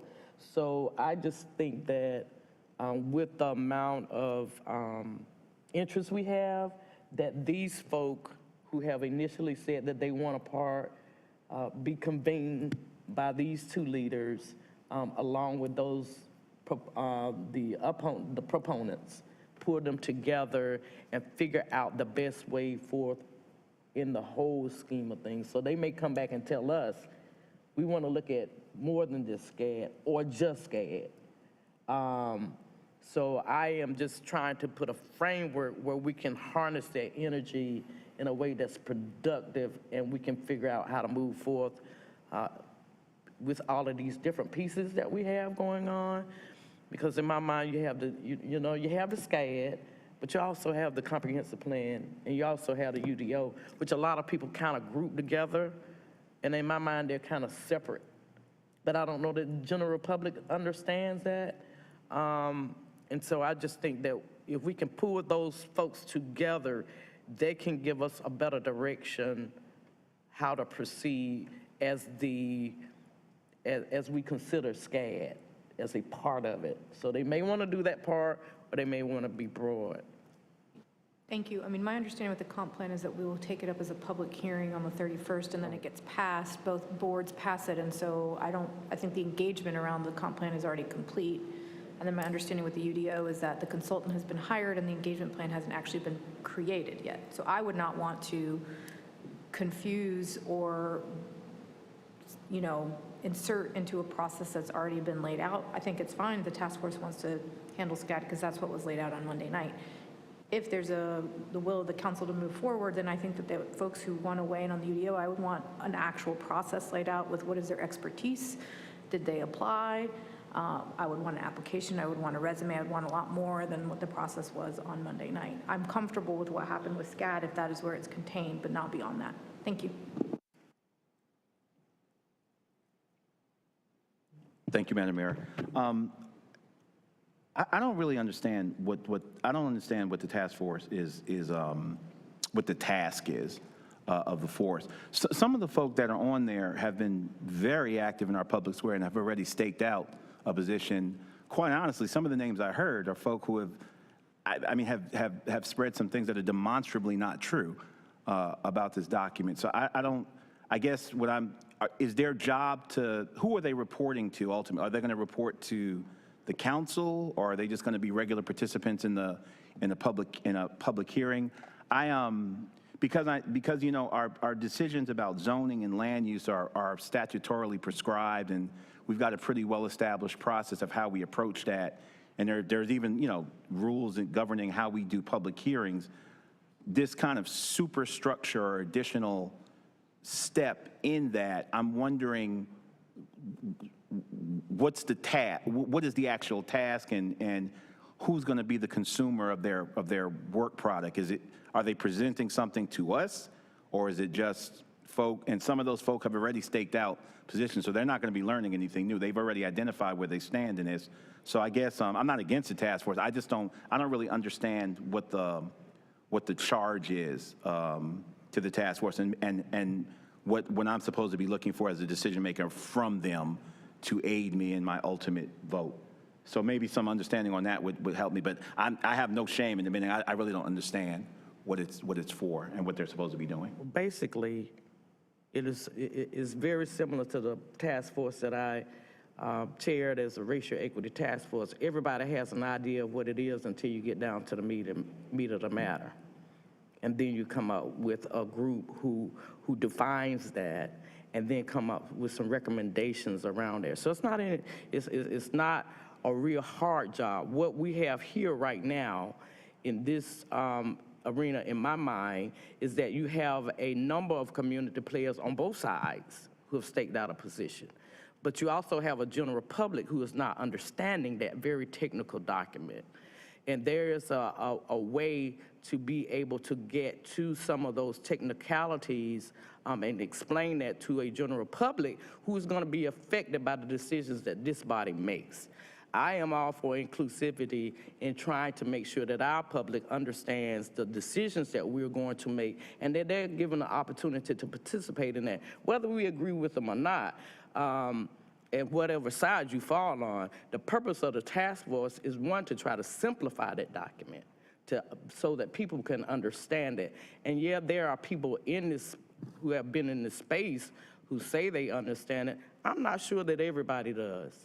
As a matter of fact, I'm positive that most people don't. And they definitely don't understand the technicalities that go on without having a framework around it. So the task is not only to just to report to this council, but to do what we always do around these issues, is to have some community engagement and allow a process that allows for them to give us in a written format where those players are. Both sides have pretty much staked out where they are. The question is, what is the majority of the people in Durham who are going to be affected by these decisions that we make? How are they going to know what we're doing and why we're doing it? So it's basically not so much for this body, but it's for the 355,000 plus and the generations who are going to come behind on how that's going to play out in their lives. That's just that simple. So we're asking them to come back with an explanation of the document for the public? Right. To be able to explain, and they may come out, and they're going to come out on different positions, but for them to be able to explain in layman's term to the general public what that document means when you have both sides together in the same room and they're talking about it, so that people can make so that we will have a basis for making our decisions that they can understand. So it's not rocket science. It's not anything that anybody needs to spend a year doing. I don't think that. But I do think because of the amount of rhetoric that goes around, that some of us have already staked out and that their votes are already going to come and it's already going to be passed, and all of the negative rhetoric, and that, the developers have gotten into this process and integrated in a way that the general public hasn't been able to do that. This is our opportunity to say, this is your chance to get into that space if you so desire, and kind of balance it. And you have two leaders from this forum who can kind of represent, I think, the range of opinions on issues around that council. So I think you'll get a good group. You also, with this, you have a number of opponents as well as proponents. And you also had the people who were here who have given us this document, who are willing to be in this arena. I don't think there's anything bad about that. I think that's a great thing, and I think that's how democracy should work. Madam Mayor, if it's all right, if I jump in, I need to, Sure, in a minute for another meeting. So I have several concerns about this task force. I think, personally, I don't think a task force on SCAD is necessary, with the exception of the discussion about the Affordable Housing Path Program. I think everything else that's in the proposal is pretty straightforward, and that we have clear recommendations from our staff as to whether those provisions should pass, whether they support those provisions passing or not. We also have a really clear analysis from our staff that I believe is in layman's terms that anybody could understand, that's available on the internet, that I've also posted on social media, and I'm happy to send to anybody who's interested, that I think very clearly lays out the proposals and the consequences of the proposals. I don't think that we should pick a task force from a group of residents who happen to show up at a meeting and volunteer. I think if we were going to create a task force, that we should do it with the same process that we've done, for example, the Racial Equity Task Force or other task forces, where we put a call out to the community, accept applications, and then evaluate folks, rather than just kind of a general call of folks who happen to be in the room. And I also don't think that the task as you have laid out, Madam Mayor, I don't have confidence that this group of people will be able to do what you're asking them to do, that they will be able to cohesively explain this proposal to the public when they have vastly differing opinions of what the proposal means. I think that we have a very unbiased and neutral explanation of what the proposal is and does from our professional staff that I trust, and I would like us to put out to the community as the neutral example of analysis on SCAD. And the only thing that I think really needs further discussion and development is the affordable housing piece. I think that that's not likely to actually be successful, but all of the other pieces of SCAD that are recommended by the planning department feel like they make sense to me, and I understand why they're recommended. And the ones that aren't recommended that need further analysis as part of the comp plan, it's clear to me why that is the case as well. And I think if folks read the planning department's analysis, that it will become more clear to them.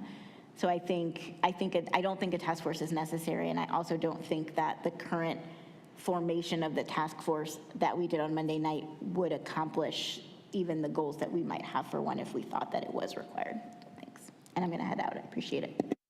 All right, thank you. And I appreciate y'all's consideration, but I knew it was going to go exactly like that, so I'm not surprised.